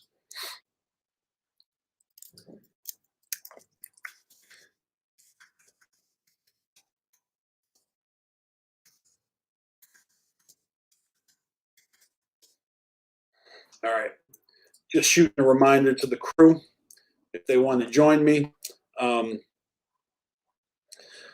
Yeah, Tesla, What You Give. Probably my favorite Tesla song of all time. And hell yeah, Ozzy's the shit.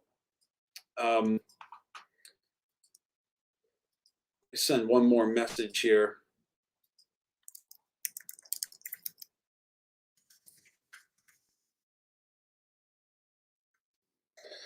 All right. So on with the music. Now, this one was a failed attempt, all right? I tried listening to Kid Cudi's Man on the Moon 3, and I only made it halfway through the album, and then I gave up. It's not that I didn't like it, but I never finished the album, and I don't know if I'm motivated to finish it, but truthfully, I've never listened to Kid Cudi before, and this album is called Part 3, so I guess there's a Part 1 and Part 2 that I've slept on. I've never listened to Kid Cudi. Never been interested to, but the reason I checked it out is because it did show up as a recommended album on Spotify. Like, you know, they give you like, here's some music that you might enjoy. And, you know, I thought about it and I was like, damn, I really like that new Bill and Ted Face the Music movie, and Kid Cudi is in the movie, and it's really funny. You know, his appearance in that movie is humorous to me, and I realized that I've never listened to Kid Cudi before, so I tried listening to his newest album. You know, it was all right, but it didn't blow me away or nothing, and I only made it halfway through. So, but I still thought I'd share that because I was curious if you guys fuck with Kid Cudi or not. You know, and I'm wondering if maybe his earlier shit is better, you know, because I know he blew up. You know, I know his debut put him on the map, and you know, now he's got a few albums under his belt. Maybe he's lost his edge. I don't know. I don't know many Kid Cudi fans. I do have this one friend from high school, and I remember he was really into Kid Cudi when Kid Cudi came out.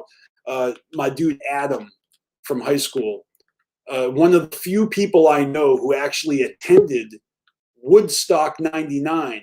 And when he came back from that, he hit me up and he told me, and he's not a juggalo, but he told me ICP was the best performance at Woodstock 99, hands down. They were the best out of everybody. And he wasn't even a juggalo. He just gave me his honest opinion. He's like, hey, I know you like them. Just let you know, they were awesome at Woodstock. I was like, hell yeah, they were. Kind of jealous. Kind of wish I went. All right. Yo, Panic, what's up, brother? Yo, what up, man? How you doing, man? Nothing much, just chilling, hanging out. Cool, man. So look, I'm about to blast through 17 songs that I listened to yesterday. You're just in time to give me a comment from the peanut gallery. All right. So number one, there's a new Mighty Mighty Boston track out called The Final Parade, and it features a bunch of people that I don't even know who they are. It's Amy, Interpreter, Tim Time Bomb, Angelo Moore, and some others. This is like flat out ska music. They're talking about skanking and all that. Like, if you're into ska, you know, nobody does it better than the Mighty Mighty Boston ones. I'm not even into ska. I just like the Mighty Mighty Boston ones because they put on killer concerts. And I usually go every year. Haven't had an opportunity because times.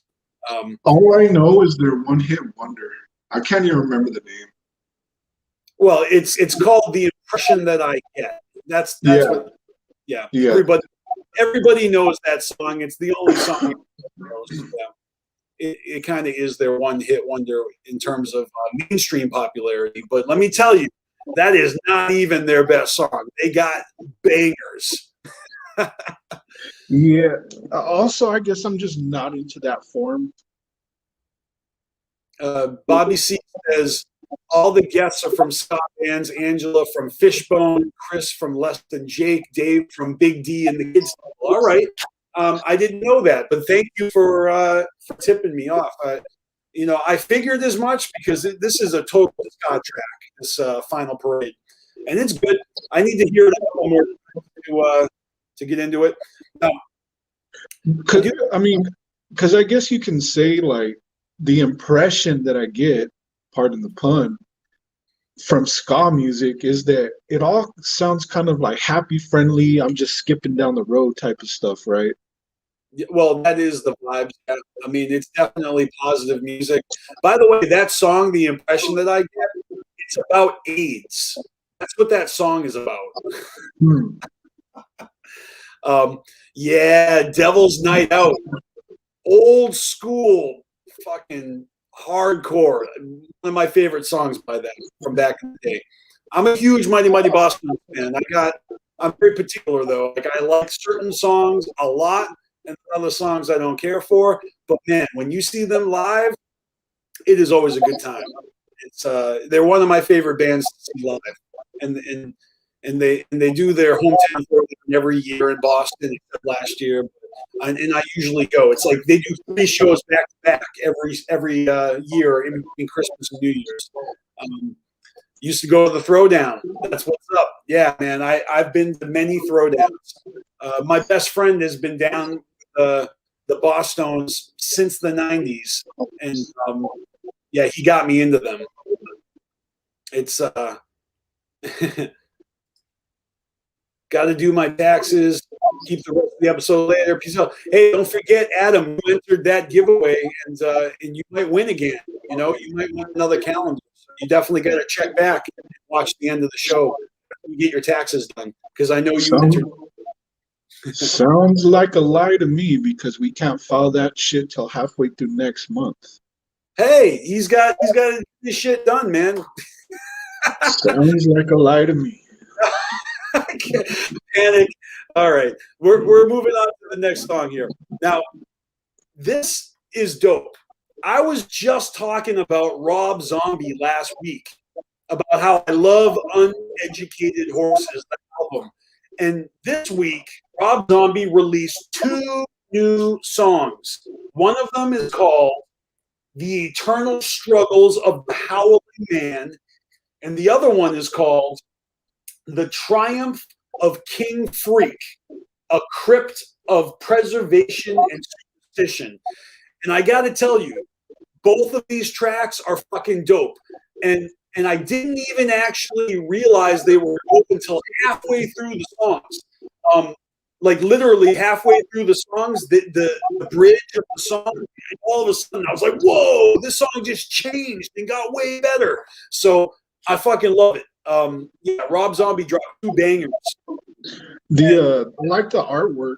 I haven't heard the songs. I mean, with me and Rob Zombie, it's hit or miss, because he has a very weird style. Like, I like the earlier stuff, but once it got up to a certain point, I'm not even sure where at. I'm just like, I don't know. It got weird. Well, I'll tell you this. I admitted that after Educated Horses, I stopped listening to him. So he's got like a handful of albums out I've never heard. And I'm telling you right now that I'm going back and I'm listening to them. Maybe next week, maybe I won't get it done this week. But when I do check these albums out, I'm gonna report back to y'all, and I'm gonna let you know how I feel about Rob Zombie's catalog, the second half of his catalog, because I actually really enjoyed his early stuff. And I'm not even talking about White Zombie. I'm talking about Rob Zombie's solo career as a musician, not a director. There's a song that he does. It doesn't even have lyrics to it. I want to say that it's Perseverance. No, Perversion 99. It's like an all instrumental song. It's on the Hillbilly Deluxe or the Hellbilly Deluxe. Yeah, I think well, obviously I know that one. Yeah. It's just like a very dark instrumental. I've always liked that song. Hell yeah. We got to keep this moving though, because I got more music and more topics after this. We got to fly. I enjoyed this new track by Locksmith called Angels and Demons. This guy's a chopper. If you like fast rap, you'll enjoy Locksmith. I keep telling y'all to check out Locksmith. Dope. Next, I actually enjoyed this track by a few people, and also Tyler the Creator. Now, I follow Tyler the Creator on Spotify. It's popped up, but I haven't really listened to a lot of his shit. You know, I don't know much about his music, but I enjoyed this song called Gravity. And then we got Shade. Shade is the homie on Hecka Records. You know, Cali Green 2 Fresh. He dropped a new track, Daddy Issues. It's pretty dope. You should check it out. And then there's a track here called Friends Like You by Jaron Benton. And I enjoyed this one as well. Then what do we got here? This track is a collab by Insane Killa, and it features Asia Dead Homie and someone called Black Magic. It's called Blood Money. I checked this out, obviously, because it features Blaze. If it didn't feature Blaze, it would not have been on my radar at all. It was all right. And then we got this is the image. It doesn't have words on it, but this is for a track called Chasing Ghosts by Slain and Right Hook. Of course, Slain is from Special Teams, Coca Nostra, Boston rapper and an actor. I'm a huge Slain fan. This track doesn't disappoint. I also like Locksmith. Oh, dude, Joe's down with Locksmith. Yeah, he is dope. I'm a new fan of his. And I honestly think I discovered Locksmith through Slain. They did work together years ago. But yeah, you got to check out this new Slain track. Hook. It's called Chasing Ghosts. It's really fucking dope. Now, this is it's funny because this is the album art. Doesn't have words on it, but there's a whole fucking album called Burden, and it's by Bones. I talked about Bones on the last episode of 2020 when we were doing the whole 2020 music recap thing. I just recently discovered Bones, and I've only listened to like one of his albums, but he has mad albums out. He drops like 4 albums a year, and it looks like he has delivered his first album of 2021, and the album is called Burden. I enjoyed it. I heard the whole thing. A lot of it is like melodic and slower, and it's kind of a chill album. So if you're interested to check that out, that's out now. Here's another album that dropped, and we have talked about this one. Insane Poetry's Wicked Calligraphy is finally out, and I gotta say, it is dope. This is LSP, Lyrical Stuff Productions. Insane Poetry is a homie. He is a friend of Carnival Spirits. And actually, I have to fucking show you this. Hold on a sec here. Let me pull up the screen. I gotta pull up our Spotify, and I gotta pull up our Instagram, and I gotta show you something because Cali Green.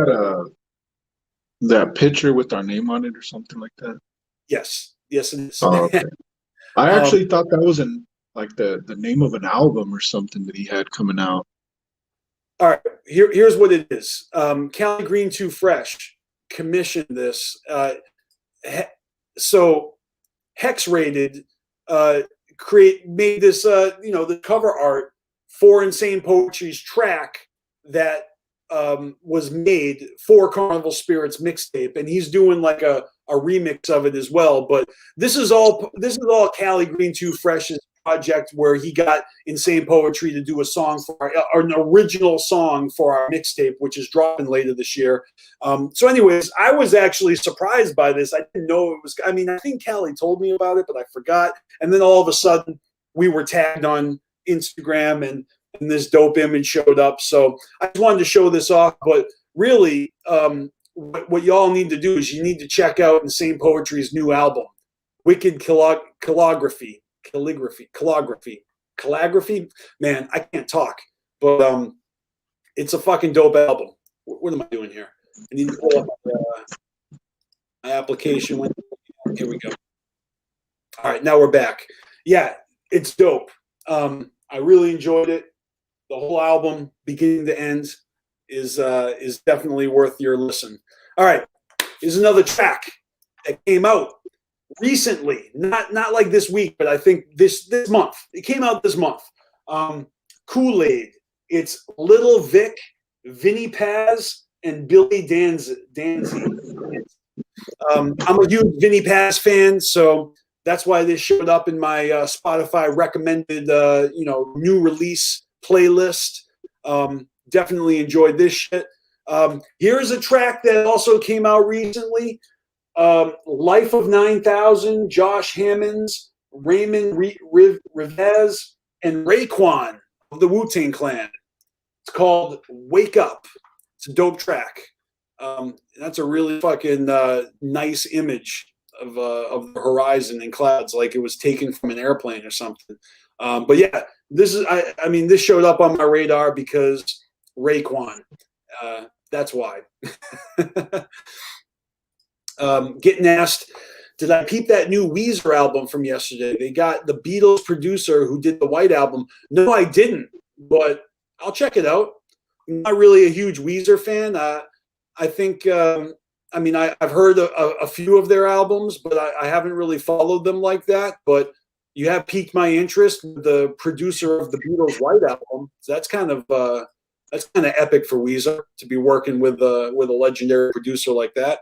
All right, here's a new track recently dropped this year by Cottonmouth Kings. It's called We Roam.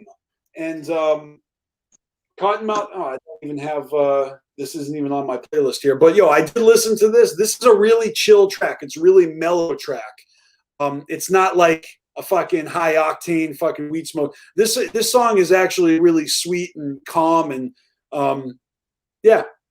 check it out if you like KMK. All right. This is this here is what is this? XL the Band, Swollen Members, and Alpha Omega. The song's called Update. I liked it. Thought I'd share it with y'all. And then second to last on my list, this is a track came out recently by Orko and Ed OG. Hardcore style. You know what? I'm a huge fan of Ed OG. He's the highlight of this song for me, but I like that. He had a line in here where he was like, from Oslo to Fargo. and then I thought, wait a minute. I think maybe this guy Orko might actually be from Norway. Like that might have been the reason he said that. I'm not sure. I might have to look into Orko. I'm not familiar with him. But yeah, Ed OG's on my radar. So this feature showed up on my list, and I enjoyed it a lot. You guys don't want to sleep on Ed OG. He is a Boston legend. And then last but not least, I checked out this recent track from Kung Fu Vampire and Action Paxton. It's called These Days. And, I'm not a huge, Kung Fu Vampire fan, but I dig some of his stuff. And this track was aight. And that concludes the music segment of today's show. And we're doing great for time. Now I've got another segment here planned that Panic. If I'm just going to let you know that I will be playing a couple video clips. Okay. All right. So when I play these video clips, it's going to go full screen on the video, and that means you and me get a little bit of time out. one of the clips is like 6 minutes long, and then the other clip is like 1 minute long. I'm just giving you advance warning that we will be playing a 6-minute clip that will be off screen. Okay. So we're gonna start this segment of the show by removing this and gonna pull up. Let's see. All right, 30 years. All right, so I'm gonna pull up. Just while you're getting ready, by chance, do you have that picture of the year of this year and all the audio things that are coming out as far as ICP goes, like albums, I guess you can call them? You don't have to search for it big time. I was just wondering. I'm sorry. Ask the question again. I didn't understand. Like, I remember you made a photo of the whole year and everything that's coming out for ICP as far as albums. When did I do that? I want to say last year. If you don't got it, it's not a big deal. I don't remember, man. Honestly, yeah, it's probably gone. I mean, I just don't remember. My bad. But ICP is the topic of the next, is the new topic. The next. I mean, it's actually the title of the video here. ICP's 30 years of insanity. And I did mention this last week because Tom Wood dropped that devastating graphic, and I'm going to pull up some ICP screen share right now, just to start off this conversation. Okay, so this graphic right here is what I was talking about in the middle. Tom Wood made that, and it just became clear to me this week what ICP is actually doing here. See, because if you scroll down here on their social media, I'll just scroll down a little bit. They started sharing these images, okay? Why are the pictures not loading? Okay, I think I went too far, and they're loading now.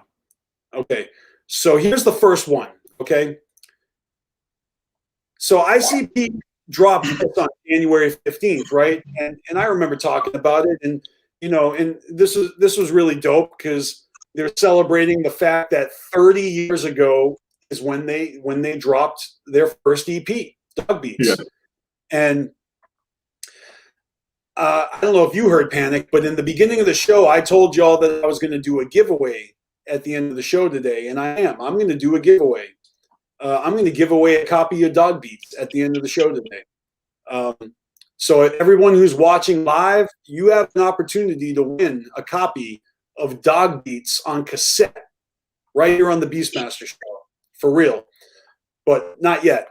When they made this post, I was like, that's dope. They're celebrating 30 years of ICP. And it's funny because it says here that this was released in October of 91. You know, it's obviously January, right? Right. And remember 3 years ago when we were doing bloody birthday videos celebrating the anniversaries of ICP's albums? Yeah. Well, I got to show you this because this is super funny. We celebrated the 30th anniversary. I guess we celebrated the 27th anniversary of Dog Beats. And we did it in February. We were wrong about when this EP came out. Oh, really? Yeah, we were wrong. We celebrated the 27th birthday of Dog Beats, but we did it in February when this says that it came out in October. I just thought that was really funny. I would have never caught that. I mean, I caught it because, you know, we put out all these videos and it was a lot of work and we found all the anniversaries, and apparently we got the wrong information and we celebrated the anniversary of this release at the wrong time. And but anyway, I just thought that was funny and worth sharing. But so ICP is posting this up, you know, and they're like, can you believe it? It's been 30 fresh fucking years. And then later on, they post this. All right. Just like a few days later. And you see the theme, you see the trends. It's the next release that they put out in 92. And it says right there, they released it in October. And so they're not doing anniversaries of their albums like on the anniversary. What they're doing is they are celebrating each of their releases in chronological order, and it looks like they're going to be doing it throughout the year because they're starting with the first one, and then if you look, the next one, boom, Beverly Hills, released July 1993, and then the next, and then after that, oh, what is it? At the top of the page, boom, Ringmaster, January 1994. So, and then you can see right here on their cover photo, they're going to be doing this. They're going to keep doing this, and they're going to be celebrating all of their all of their releases in chronological order. It looks like they're starting now, and this may take them all fucking year to do because they've been doing this for 30 fucking years. And look at all these fucking little images, all these releases they got to do one at a time. So it looks like they're starting a new thing. And you realize that this is all going into a Spotify playlist, right? Yes, and I actually have the playlist on cue here. Let's take a look at that. See, it's funny because I was at work the other day and I see the playlist. I'm all right, cool. And I'm playing it, and I'm like, what the hell? It's like Dog Beats and Carnival of Carnage. I'm like, this ain't 30 years. This is like the beginning. Like, what the fuck? And I didn't notice that they're adding to it, I guess, as they go. Right. So here's the playlist. This is Insane Clown Posse's official 30 years of ICP, and it says Ringmaster Era. And if you scroll down, you know, everything that we just looked at that was promoted on their social media is right here. It starts with Dog Beats, and then you got Carnival of Carnage, and then you got Beverly Hills, and then you got Ringmaster. So, you know, if you're intuitive, you think, you know, the next one's going to be the Terror Wheel, and who knows when they're going to do that. But I just feel like this is the beginning of something they're going to be doing all year long, and they're going to be, they told us, they said that they're going to be, you know, doing this thing with this playlist. It just didn't click with me last week. I mean, so when I talked about it, I thought like, oh, they're celebrating 30 years. But I thought it was just a one and done type deal. I didn't realize this was going to be something they're going to be doing throughout the year. So I thought that this is a great opportunity for us to look back at our own celebration of a couple of these releases, because we celebrated, like I said, the 27th anniversary of Dog Beats 3 years ago. And we also celebrated the 24th anniversary of Ringmaster 3 years ago. And we did about 14 bloody birthday videos, Panic, on Carnival Spirits throughout like a 1 year period, which is pretty fucking epic if you ask me. So what I decided to do was I wanted to kind of look back at, oops, let me see here. I wanted to look back at our bloody birthday videos because those were really epic, man, and I want to remember that. You know, I want to take a little time on the BeastMaster show to kind of remind everybody that these videos are still here and you can still watch them. All right, here's the playlist of all of them that we did, right? But the first one on the list up here at the top is the Ringmaster 24 anniversary bloody birthday video. And everyone who was on that video, Panic, you're on it. I'll tell you right now, it was Reverend Last Right. It was you, Panic, Don Chaos, Big Irish Juggalo, Echo Side Fiend, Shanzi, Cali Green Too Fresh, Brooklyn Menace, myself, and Scotty Balls. And we all filmed a short clip talking about the Ringmaster. And then, like I said, in February, you can see right here, we celebrated Dog Beats, but I guess we did it at the wrong time because apparently it didn't until October. But since Dog Beats is technically the first release, I decided that I wanted to revisit at least my portion of the Dog Beats Bloody Birthday video. So I'm going to play a clip of my segment from that video. And if you guys want to see the full video with everybody's segments, all you got to do is go right here to this playlist and check them out. They're still here on Carnival Spirits YouTube channel. All right. But so Panic, right now I'm going to play this clip, and it is a 6-minute clip. So if you need to take a bathroom break like me, now's the time. Everyone else, you enjoy this, and so I'm gonna play this clip, and then after that we're gonna continue. But yeah, so let me just find it real quick. All right, so this is my segment of the Dog Beats Bloody Birthday video that we put out 3 years ago on Carnival Spirits. Enjoy.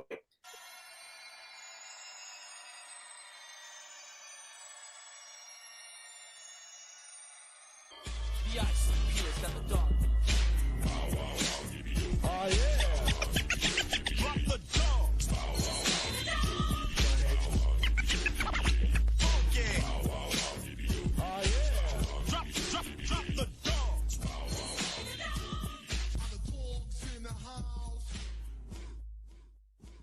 What's up, Carnival Spirits? BeastMasteR here for Dog Beats.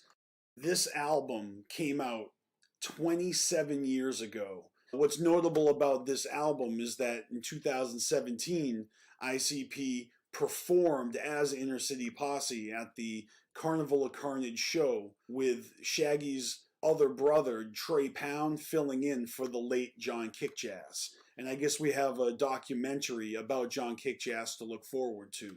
And that's pretty fresh, although in this CD, which I picked up at the 2001 Gathering of the Juggalos, it says in the liner notes that the ICP members are Violent J and 2 Dope.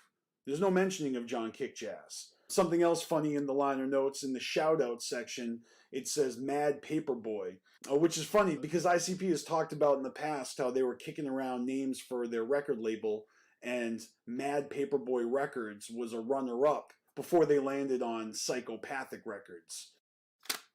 We'll come back to this in a second. The beat that Panic was talking about in Ghetto Zone, that's actually from Rod Stewart's Do You Think I'm Sexy, which Shaggy channels a decade later on Dark Lotus's Tales from the Lotus Pod. Wizard of the Hood, probably the most well-known track from this EP. The first incarnation was called Wizard of Del Rey on Intelligence and Violence.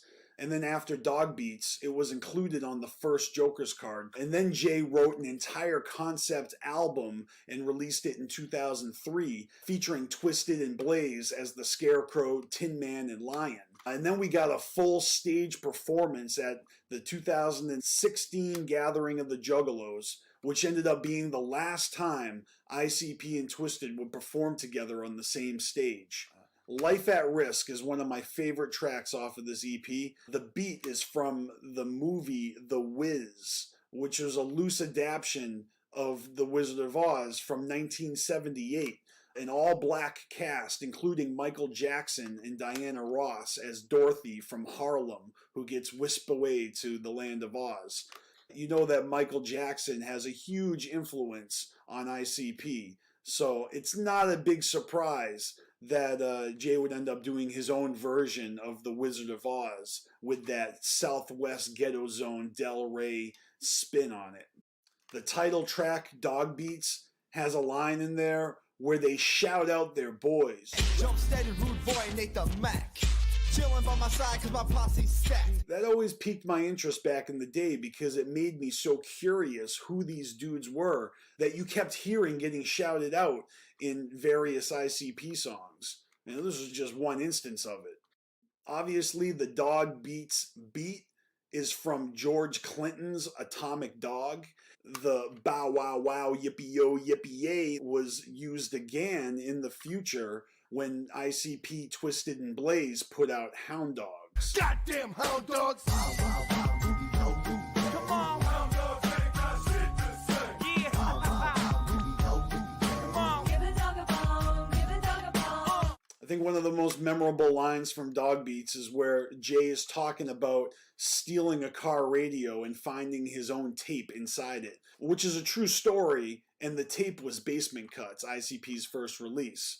You know, and this is one of my prized possessions in my Juggalo collection. It's not an original, but it is the first re-release that Psychopathic put out. I've kept it in mint condition. Q to the D to the OPE.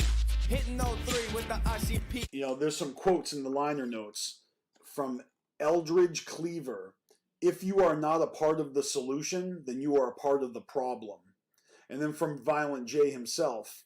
I saw on TV that they could totally fix up Detroit for a few $1 million. All of the stingy rich people in the suburbs don't give a fuck about the ghetto zone anyway. So I guess it's an eye for an eye and a throat for a throat. You let us rot in the ghetto and we'll just keep fucking your daughters and robbing your houses. It's a real precursor to the Carnival of Carnage for sure. I thought it was also worth mentioning that when I picked this up at the Gathering of the Juggalos 2001, I also picked up Dark Lotus Tales from the Lotus Pod, as well as the Juggalo Show box set, which features ICP giving an interview with George Clinton himself. It is so funny. I'm going to play the snippet. You guys are awesome. I'm BeastMasteR. Always remember to fuck the fuck off, motherfuckers. And here's that clip of ICP and George Clinton. See ya. This is Violent J here with international superstar George Clinton. That's right. All right.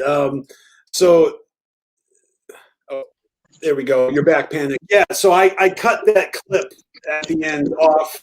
If you want to hear that full segment with ICP and George Clinton, again, all you got to do is check out our original video for that anniversary of Dog Beats. And you know what I can do is I can shoot you guys a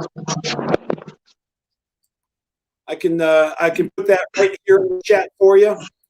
Let's see. Here's the button. Here's the link. Here's that. All right. Where's the comments? Boom. I just dropped the link for the Bloody Birthday video for Dog Beats in the chat. And so next, what I'm going to do is I'm going to share with you a snippet of my segment for the Ringmaster video we did, because again, the Ringmaster is the most recent album that ICP has celebrated. You all right there, Panic? Yeah. All right, your microphone picks up everything, dude. Oh, is it? Yeah, you're loud as fuck over there. Should I start doing some clicking noises? I don't think we'd be able to hear it over whatever else is going on. All right, so yeah, again, the Bloody Birthday series. I'm going to share our Bloody Birthday videos each week on the BeastMasteR show when the time is right. When ICP celebrates the album, I'll bring up our Bloody Birthday version of it. So the bloody birthday, or I'd say the anniversary of the Ringmaster is a special one, man. The Ringmaster is a dope ass album. We were talking about that earlier with Perp, and I've got my clip right here. This one's way shorter. Okay, this one's just a minute long. So let's check that out real quick. Ringmaster is an incredible album. Murder Go Round is dope as fuck live in concert. I love how in the hook it blends the carousel music with screams, gunshots, stabbing noises, breaking glass, all over Mikey Clark's scratching. Remember that rumor back in the day that ICP recorded this album on acid? I never believed that, but I can't help but recognize the distinct commentary about gang life all over this Joker's card. Everything from the imagery of forks up, forks down, to that hidden track where Jay's talking about how back in the day shit was cool, but then everybody grew up, and now they're throwing gang signs talking about how I'm gonna fly your head and shit. How is anybody still confused about the messages in ICP's music? Ringmaster is certified gold, and it's changed the hearts and minds of countless juggalos of all generations worldwide. And it's also the first mentioning of Heckles and Macabre. BeastMaster out. Nice. That was our very first Bloody Birthday. That was my first segment of that. And then at the end of that video, we got this dope-ass slideshow that Brooklyn Menace made for us. And all these submissions that they sent us, pictures of them repping the Ringmaster. And this is so. I actually sped it up a little faster and took out the music so we won't get any flags. But yeah. So big ups to fucking Brooklyn Menace, because he did all the intros and all the thumbnail images for the Bloody Birthday series. And he made this dope slideshow animation for us with all the submitted pictures that I collected from putting the call out to the Juggalos. So if you're repping Ringmaster, send us your pics.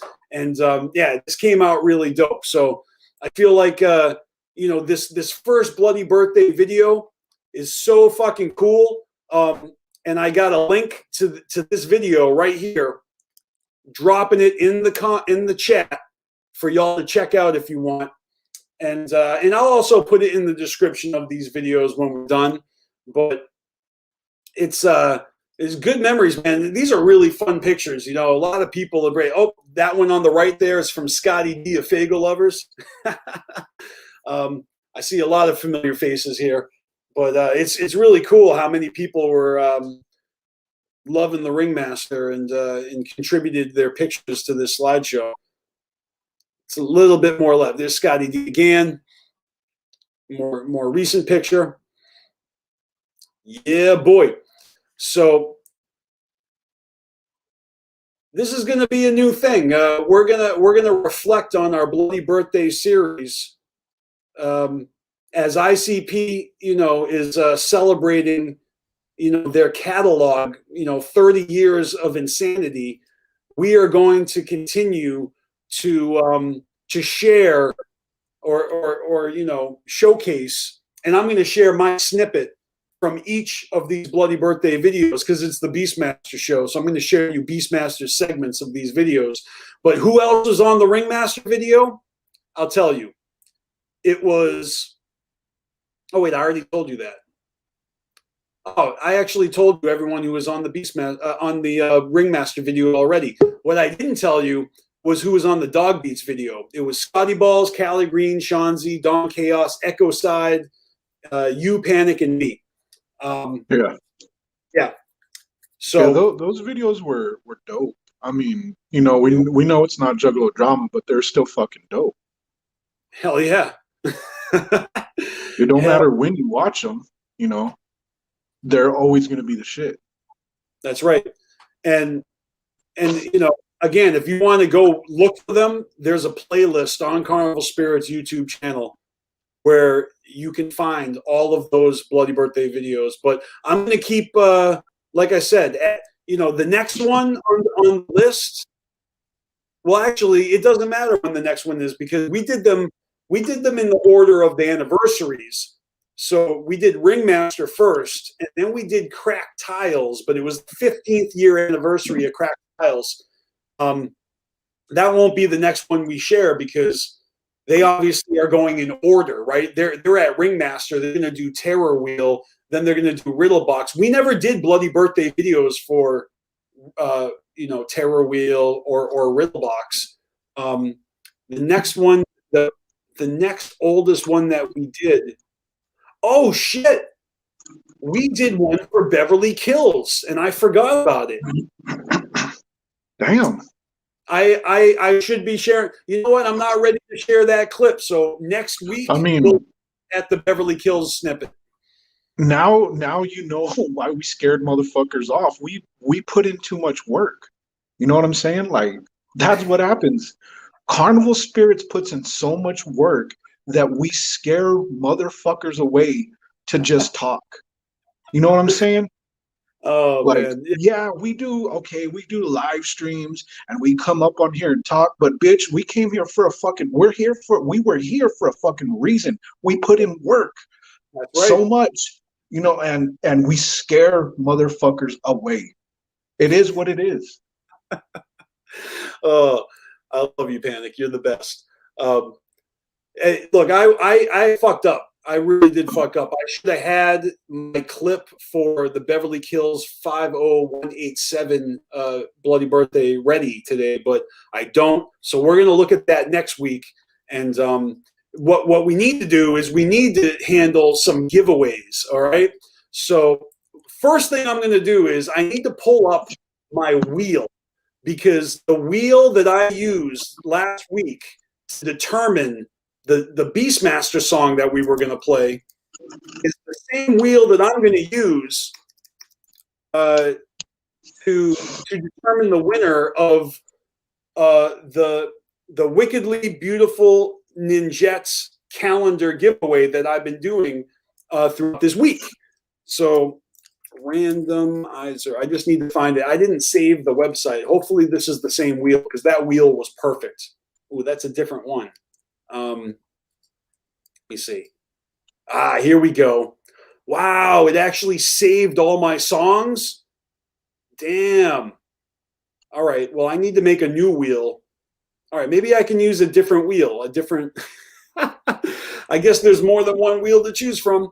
All right, so Panic, I got someone here that's going to join us for the giveaway portion of the show. Okay. So I'm going to welcome back, if she's ready. I think she is. I'm going to welcome back Bonnie Malenko. What's up, Bonnie? Hi, how you doing? I'm great. Thanks for coming back. Last week you stole the show and we had a great time, but you're back because we're going to do the giveaway. We're going to determine the winner, who's going to win the second calendar. Ooh, I can't wait. So I have got a wheel here. I don't want to undo what I did. Actually, maybe I could choose I just got to figure out how to make a second wheel because all my BeastMaster songs are in this wheel. So let me just find. Okay, so here are where I put the names. Got it. So I figured it out. So how many people entered the second giveaway? I got 1, 2, 3, 4, 5, 6, 7. 7 ninjas entered the second giveaway. And I'm going to plug their names in right now. All right. You sounded like the count. 7 ninjas.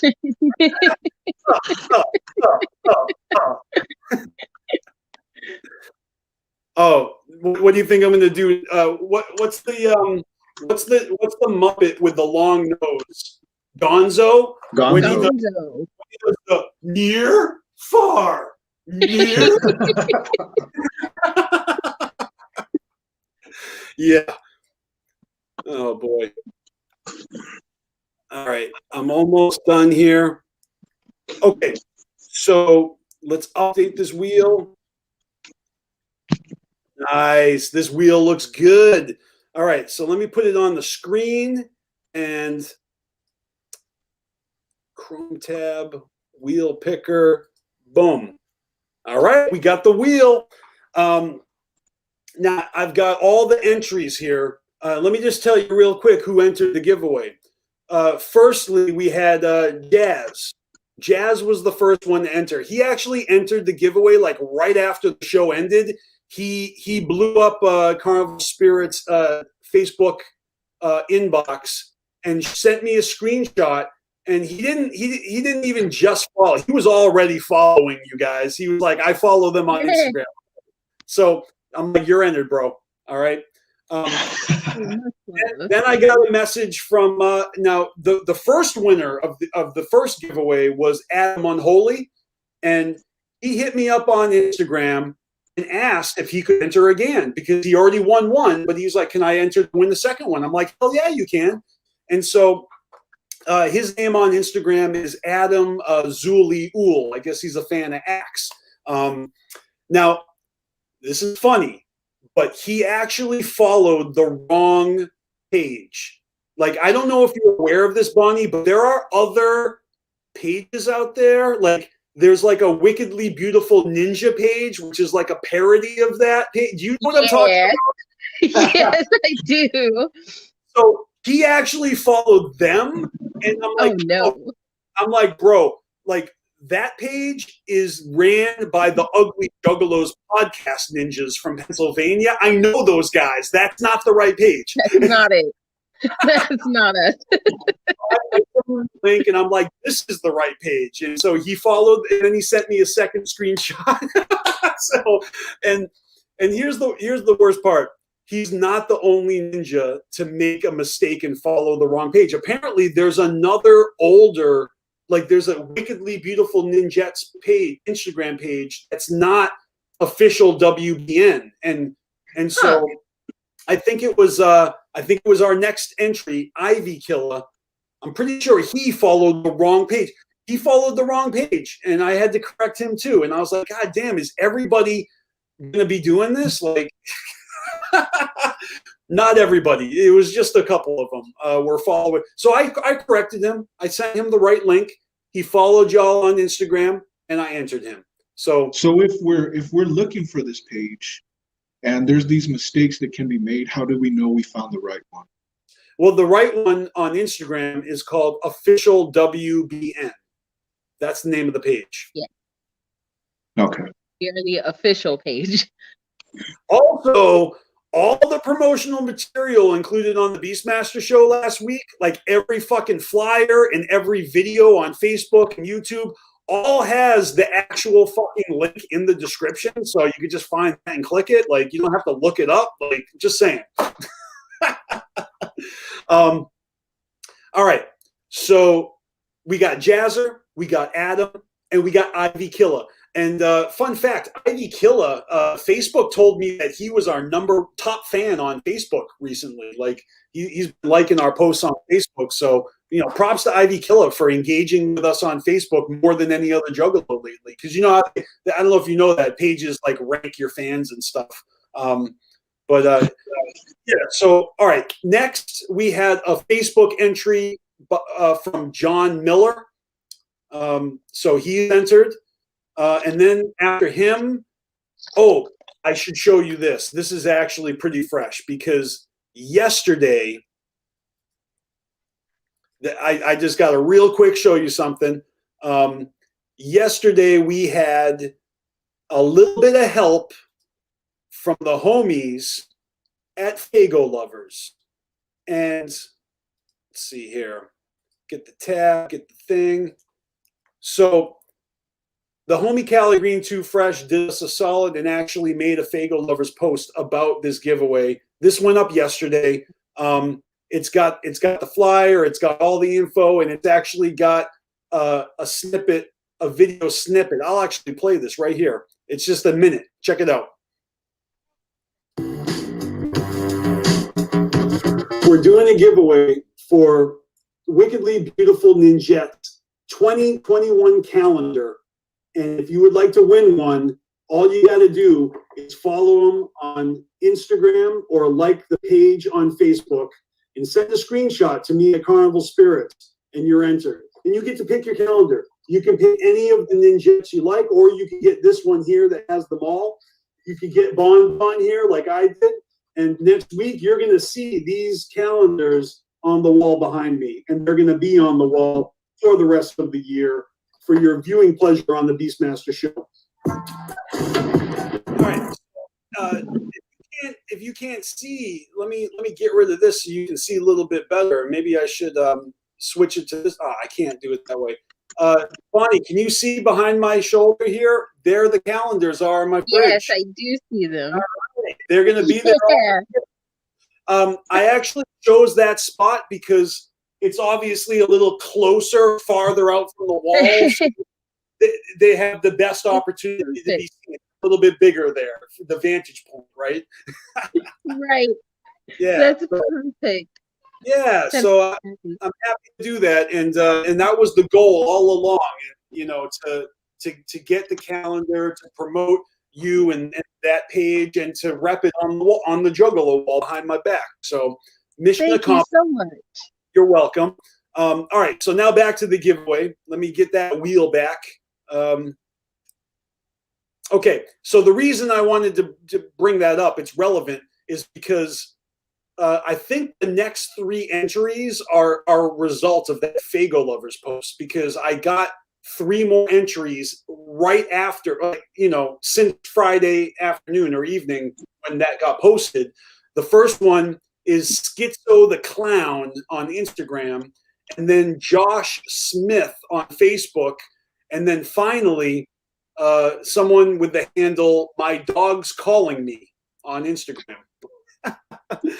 and yeah, I've never used this wheel picker before, but I'm about to click it, and we're about to find out who won. Are you ready? Ooh, yeah. Here we go. Here goes nothing. All right. The winner is Josh Smith. So Josh Smith was a Facebook entry. I will message him on Facebook. I'll return. I'll hit him up and I'll let him know that he won. And then he has to send his obviously his mailing information to us so that we can give it to Kayla. If he fails to do so within 1 week's time, I will spin this wheel again off of it. That's what I'll do. Just want to be transparent. I'm just saying, if somebody doesn't claim the prize, I will spin this wheel again. And so the rest of these guys get a second chance, like a runner-up opportunity, if John Smith does not claim his prize. So that's how it works. But congratulations, and that's fucking awesome.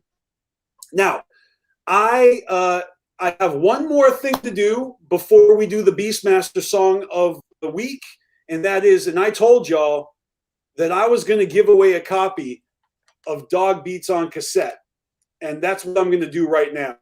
So I tell you what, if you're watching right now live on the BeastMasteR show, you got to comment right now to enter. Should we have them say something specific? You got to let me know you want to win this, and I will put you in the fucking wheel, and we will spin the wheel again. And we're going to do this right now. And in fact, what we'll do is we'll play the BeastMasteR song of the week, and then we'll spin the wheel in afterwards. But you got to tell me right now if you want in on this giveaway. And this is unopened. In fact, I just purchased this recently. ICP have released Dog Beats with the original OG alternative cover, and yeah, even if you don't have a cassette player, this is a memento. This is a piece of history here. This is really fresh. If you want this cassette in your collection, then you got to comment right now in the chat, and I will put you in the drawing. I'll spin the wheel, and someone's going to win a copy of this right here. Dog Beats, ICP, 1991. 20 years, I'm sorry, 30 years. 30-year-old EP. All right, so Nobody Man. Nobody Man wants in. You're the first one to enter. Hey, and everybody watching, all you got to do is let me know right now, and I'll put you in the drawing. All right, Jazz. Jazz wants in. It's as easy as that. Just holler at me right now, and you will be entered. And then at the end of the show, I'll spin the wheel. Right now, there's 2 people in the wheel, so I'm putting them in. We got Nobody Man, and Jazzer. So right now, the wheel just looks like 50-50. That'd be funny because if no one else enters, then it's basically between Jazz and Nobody. I wonder if showing the wheel as is would motivate you guys because right now this is what it looks like.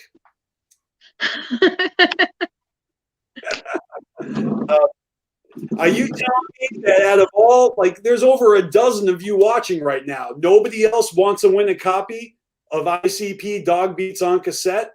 I'm going to send this to you for free. Would I be eligible? Right.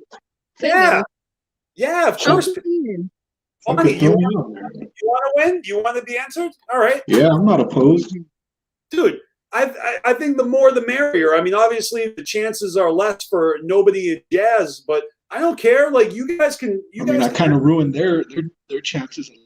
Well, they're equal to your chance. I mean, but it's my giveaway. It's not Carnival Spirits. I bought this, and I'll give it away to whoever enters. And so, if no one else wants to enter, of course y'all can. All right, Bonnie, Malenko. Let me update the wheel. All right, now this wheel's starting to look a little more interesting. Yeah. Oh, I like how, Bonnie, you got purple. Purple, yeah, my favorite color. That's dope. I didn't even do that on purpose. That just happened. All right. It looks like Thy Ghetto Freak Show is in. It looks like Ivy Killa is in. Now it's getting interesting. That's what I'm talking about. So, oops, I want to spell ghetto correctly. I got to misspell Freak Show correctly. Ivy Killa. All right. Panic ducked out. He's like, enter me in the giveaway, and now I'm out. All right. All right. So, Panic's back. Are you only back because you thought I'd take you out of the giveaway if you left? No, I don't know. My internet started fucking with me. That's all right. Yeah, man. Everyone should enter. Wheel of Juggalo, turn.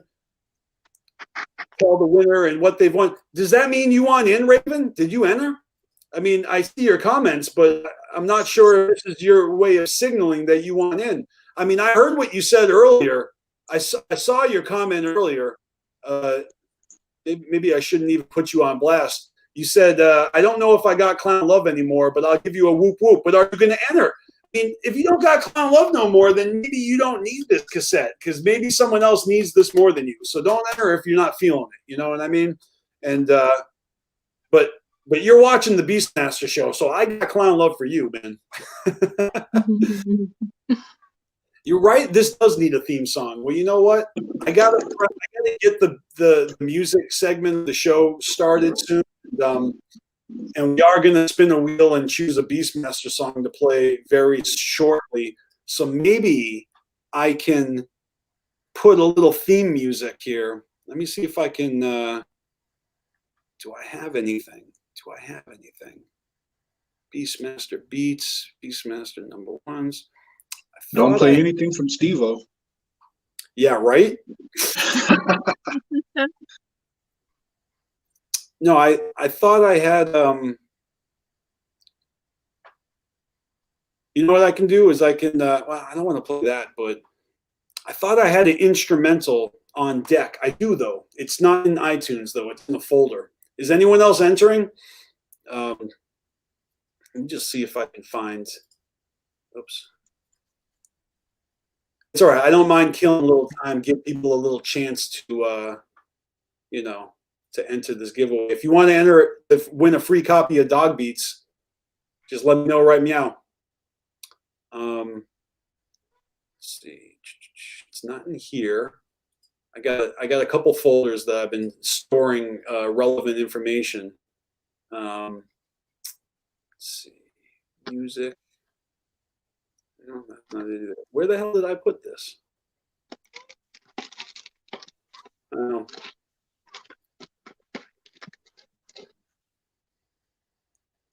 Maybe I do Juggalo agenda. Ah, here it is. I found it. All right. We'll play a little beat here to complement. All right, Raven's good. But he wants to bet. He's like placing bets on who's going to win. That's funny. But yeah, so this is the instrumental for the intro to my Juggalo Agenda EP from 2008.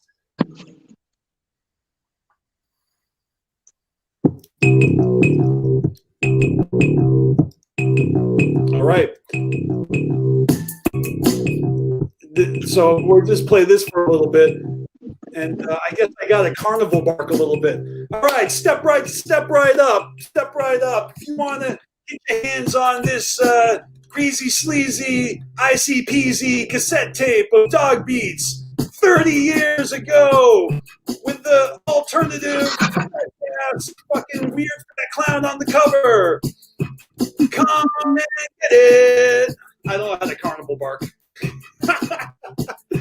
If you want to win a copy of ICP's Dog Beats on cassette, let me know in the comments and I will put you on the wheel. And when we spin the wheel, only one of you will win.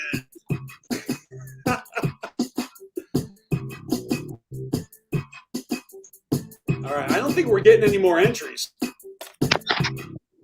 Last call. Going once. I mean, going it couldn't be that hard to just go on Amazon and get a tape player. I mean, I know it's 2021, but well, look, I mean, you don't even have to open it. Like, you can be one of those ninjas that puts this on their shelf. You know what I mean? too. This is like a small ass poster in a plastic case.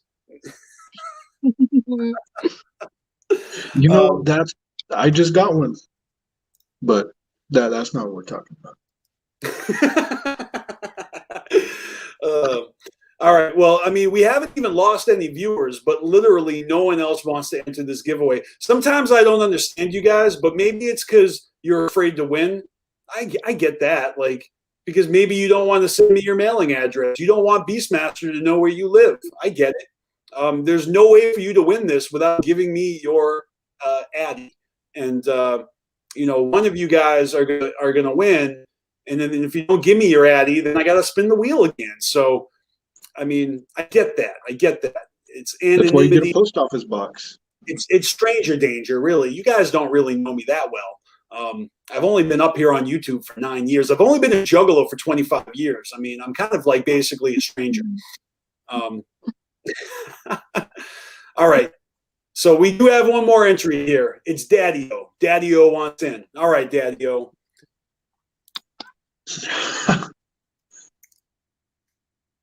Daddy-O's in. Did he get added? He's in there. All right. Check Facebook comments too. No, I'm using StreamYards, and StreamYards is showing me all comments. Okay, all comments from Facebook and YouTube are showing up right in front. I don't need to go and check in multiple places. That's how StreamYards works. Nobody is actually commenting on Facebook, though. We don't have as big of a viewership over there as we do on YouTube. It's weird because we have almost 20,000 people liking the Facebook page, but we don't have as much interactivity as we do on YouTube. It's because we're a YouTube channel. And 5,600 subscribers on YouTube gets us way more interaction than 20,000 people on Facebook, which is bass backwards. But yeah. What up, y'all? Hey, you want to win a free copy of Dog Beats? Huh? If you just showed up, because we do have a few new viewers, we're actively doing a giveaway for Dog Beats. So if you want in, let me know, and we're going to put you on the wheel. It's not a dick in a box. It's a cassette. This is like ancient artifact of music. This before computers, before MP3s, before iTunes and Spotify. We had these things called Walkmans, okay? And we would put these things in the Walkman. Yeah, what's Facebook? But yeah, we would walk around with this man on our hip, like a fanny pack. It's like a fanny pack with headphones connected, and we would listen to music that way. That's how. Yeah, it's weird. It's weird.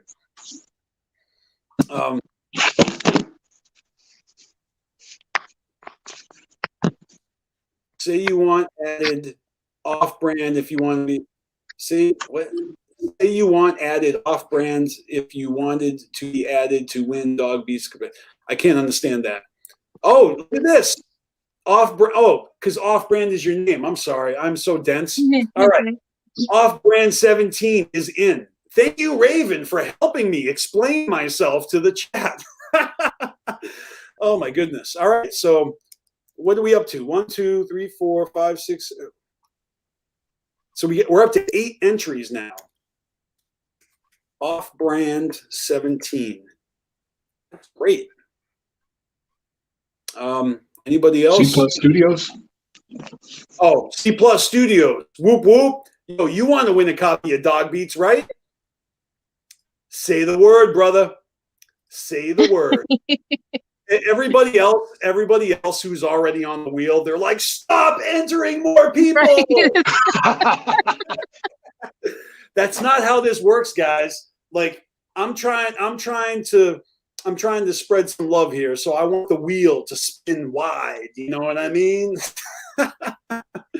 Oh yeah, you're down. You motherfuckers, I know you're down. KMB the sexy ninja. That's my dude right there. He had me on his show last week, or was it 2 weeks ago? And we talked about our top 10 favorite movies. And yeah, it was 2 weeks ago. So after 2 weeks have gone by, he gave me his blessing to re-upload that segment on Carnival Spirits. So he actually emailed it to me, and I'm going to repost that this week. So everyone who hasn't gone and subscribed to C+ Studios and you just all about Carnival Spirits, you get to enjoy that too. But trust me, you want to go subscribe to C+ Studios because he's got so much dope content over there. Those dudes are the shit. So C+ Studios. Boom, you're on the wheel. All right. Just check in. I don't see anyone else. All right, so look. It's already 6:20. We should try to wrap this up. So what we're going to do now is we're going to spin the other wheel to determine the BeastMasteR track of the week. And after that, we'll spin this wheel and we'll determine our winner for a free copy of Dog Beats on cassette. And that means that if anybody else shows up in between now and then, if you guys in the chat want to clue them in and let them know what's going on, that would be cool. Or, fucking sandbag them and tell them there's no giveaway here, and it'll just be all. I'm going to leave that up to you because we're about to check out a random BeastMasteR song. So I'm going to take this off the screen, and we're going to pull up. We are going to pull up the other wheel. This wheel is great. This was the first one that I clicked on last week, and I loved it. So here's the wheel, and as you can see here, last week we played "I Am the Beast," and I unchecked it from the list, and it disappeared from the wheel. So now all the other songs are still here, minus that one, and I guess that's how we're going to do them. And I think there is a way to randomize it too. Yeah, let me shuffle. I'm going to shuffle the songs.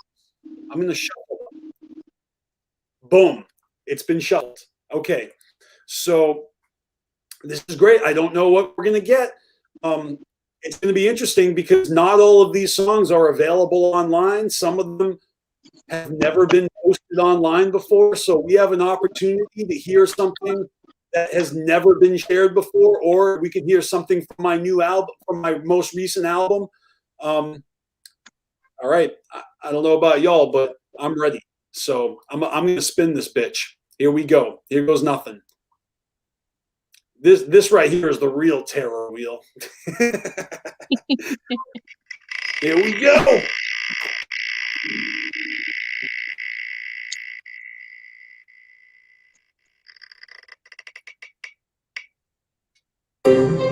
Oh, snap. All right. The sun has fallen. Damn. All right. So I'm going to hit hide choice, and that removes it, I believe, from the wheel. Okay. Wow. This is a song. This song is really dope. I got to pull. This one is online, so I should be able to find this. Let me give you the background on The Sun Has Fallen. This track, I believe, was put out in 2007. Actually, I could tell you that by looking at iTunes, because I got all those tracks listed in iTunes. I'd even just play the iTunes version. No, but it's on YouTube. I could play the YouTube version, the YouTube upload. Let's see. Artist, BeastMaster. The Sun's Fallen was put out in 2008. But this is a collab between me and Twiz and Wayne the Pain. And I believe this is the first time all three of us rap together. And it might even be the first track I did with Twiz, because Wayne the Pain and I were doing song. Wayne the Pain and I were actually in a group together. We called ourselves Two Ninja, and we put out a handful of tracks. We were like a group. There were two of us, and we're both ninja, so it was Two Ninja. Yeah, and I remember, Twiz passed away, unfortunately, a year after this. So I have a few songs with him, but he was taken too soon, and we have his music to enjoy still. But I think this might have been the first track I ever did with Twiz, and it was his idea. It was his beat. It was his song concept. He gave us basically his verse and the song, and then we added on to it. And so this is a very special song to me. I'm going to find it right now. Let's see. I guess I should just do a search for The Sun Has Fallen, BeastMaster, Twiz, Wayne. Oh, that's not pulling it up. Okay. All right. Then let me look for it on my playlists on the BeastMaster channel. Let's see. No, that's not it. Hold on. Well, you open up a playlist and it automatically starts playing something. Make it out. Have you ever showed us this song before? I feel like I've heard it. You have. I don't know why. Oops, I just hit the wrong button again. You have heard it because it is on. All right, here it is. You've heard it because it's on my channel. I posted it on YouTube in 2010. So yeah, let me pull it up. Stop that one. Open a new one. Chrome tab. Okay, so here it is. Yeah, this is Twiz, BeastMaster, Wayne the Pain. I think that's the order of the verses. So like I said, Twiz brought this song to us, and he was loving what me and Wayne were doing, and he wanted in. So you can see on the bottom left-hand corner, it says Two Ninja and Twiz, because we were like a group back then. And we call it The Sun Has Fallen, and we called it Nightmare Rap. So yeah. All right, I'm going to play this. It's about 5.5 minutes long. Enjoy. Step into the mind of three devious souls. as you experience your nightmares.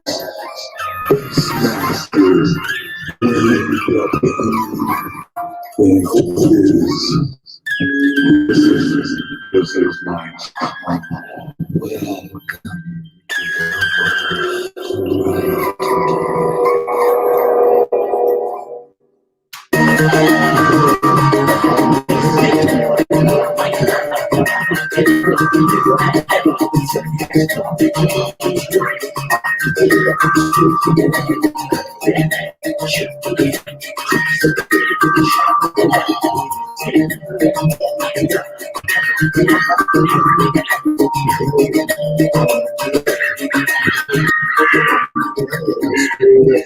watch you the gate, you look in a well, the leaves from his plate, angels fall from the sky, the wild and young, curious about who died is your faces, nobody has faces, trapped in a world of belief on the faces, no stare, nothing's clear, deep reflections, broken mirrors, breeze, flow through the air, the darkness gets full of luck, you are the luck, nowhere to go, you fucking stuck again. Tap my brain, take my thoughts, I'm going insane. Walking corpses, splits and bones. Death is not my karma. It's riding stone, moonlit roads, shadows walk, whispers talk. I'm breaking down, birds like that, until the sky. Reflection of those who died. Time stands still and babies cry. Blood drop tears fall from my eyes. Ground shaking towers, under destruction, pain and wicked mumbles. Screams and heard of the walking dead. They walking aimlessly in misled. Help, I'm dead in this nightmare.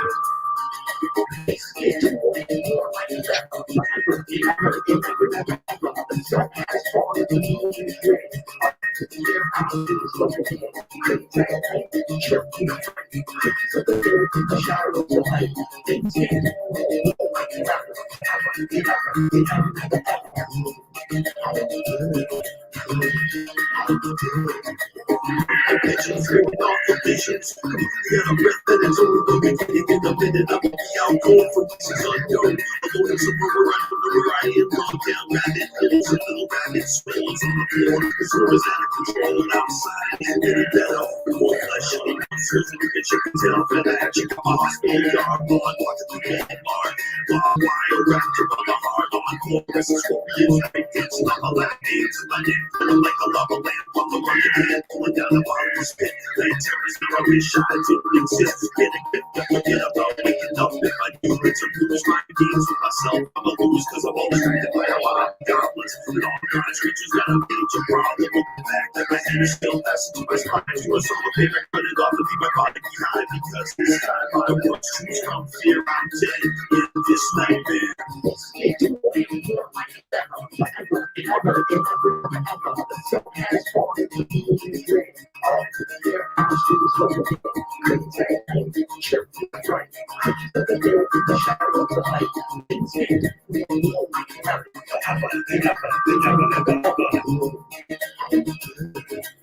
Wayne the Pain up next.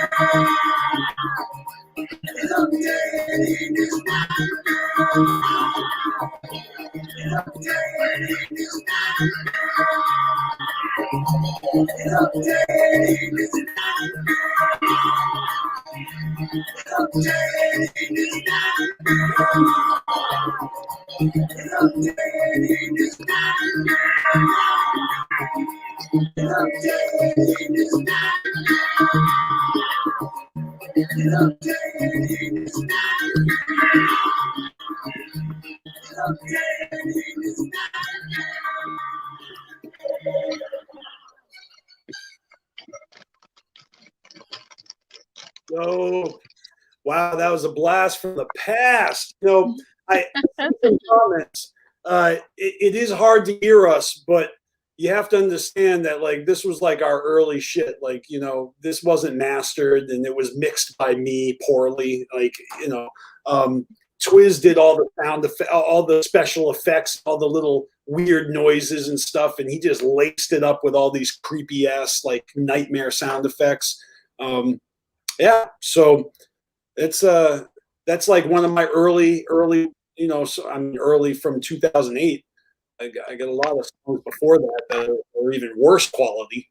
But we were having fun, you know. This was like I don't know. This was like a good time in my life, you know. Rapping with Twiz was a really special time. That like 2-year period, you know, and Wayne and you know just that time in my life, I was really feeling myself as a rapper and trying to learn how to do it. I was still trying to figure it out, you know. But that was really fun picking a random song and playing it for y'all. I'm actually going to put this song in the official BeastMasteR Song of the Week playlist. You can find that list in the description of all the BeastMasteR Show videos. And I'm thinking about maybe stitching together like maybe when we hit 10, like so next week, after next week's song, I'll take the first 10 songs from the first 10 episodes of the BeastMasteR Show, and I'll make a video that features all those 10 songs for people to enjoy. That might be fun to do. All right, well, Panic's not here, but we have a giveaway to finish, so let's get that wheel back up. And oops, that's the wrong wheel. My bad. Let's get the right wheel. Which one is it? Is it this one? All right, so I don't know if we had any more entries. I don't see any new names in here. No new names in the chat. The giveaway is for Dog Beats on cassette, and the winner is C+ Studios. All right, congratulations. You know, me and him are already in communication, so if you don't already know, I will hit you up and get your Addy and send you this copy of Dog Beats on cassette. I think I've solidified it in my mind. I am officially going to do a giveaway at the end of every live show this year. It's going to be different stuff. You know, it won't always be music. Yeah, this has been a lot of fun. And Bonnie, thank you for joining for this giveaway portion of the show. Anytime. It's been fun. And of course, you are always welcome back on the BeastMasteR Show if you want to pop in and show off artwork. You know, if you got anything fresh you want to share with the audience, you know, like that goes without saying for all my guests. They're always welcome back. I have so much fun with you guys. And you know, so far only a few people have taken me up on that offer. Scotty Balls, Panic, you. But yeah, everybody who has been on the BeastMasteR Show has been invited back again. It's just you know, not everyone's free on Saturday afternoon. But yeah, so we're gonna wrap this up. And again, everybody watching live, you guys are the shit. Thank you so much for you know, just being here and kicking it with me. And what you got here for us, Raven? We're counting on that. Whoop whoop. C+ as your vote. It's a free $2. Nobody, man, hit me up. I don't know what you guys are talking about. I'll read the chat further on later. Yeah, this is totally Juggalo Wheel of Fortune here. But yeah, I'm going to get out of here. It's time to have some dinner. Bonnie, thank you for joining. Panic, thank you for joining. And big, big, big thank you to La Perp for being the special guest this week. And if you guys have not heard her EP, Brick by Brick, you definitely don't want to sleep on that anymore. Check the description for links, and we'll be back next weekend and every Saturday afternoon. You know, January is in the record books. February is already booked up. I have every Saturday in February already booked for guests, and yeah, it's going to be a good month. So, all right, I'll see you guys before then. I'll probably be doing an additional live stream in the midweek. You'll definitely see that re-upload of C Plus Studio of KMB and me talking about our top 10 favorite movies, and who knows what other freshness on Carnival Spirits. We're trying to go hard this year because this is the countdown to our 10-year anniversary at the end of the year. So trying to make it special, you know. All right, Bonnie, have a great night. All right. Thanks again. Have a good one. Thank you. And everybody else, always remember to fuck the fuck off.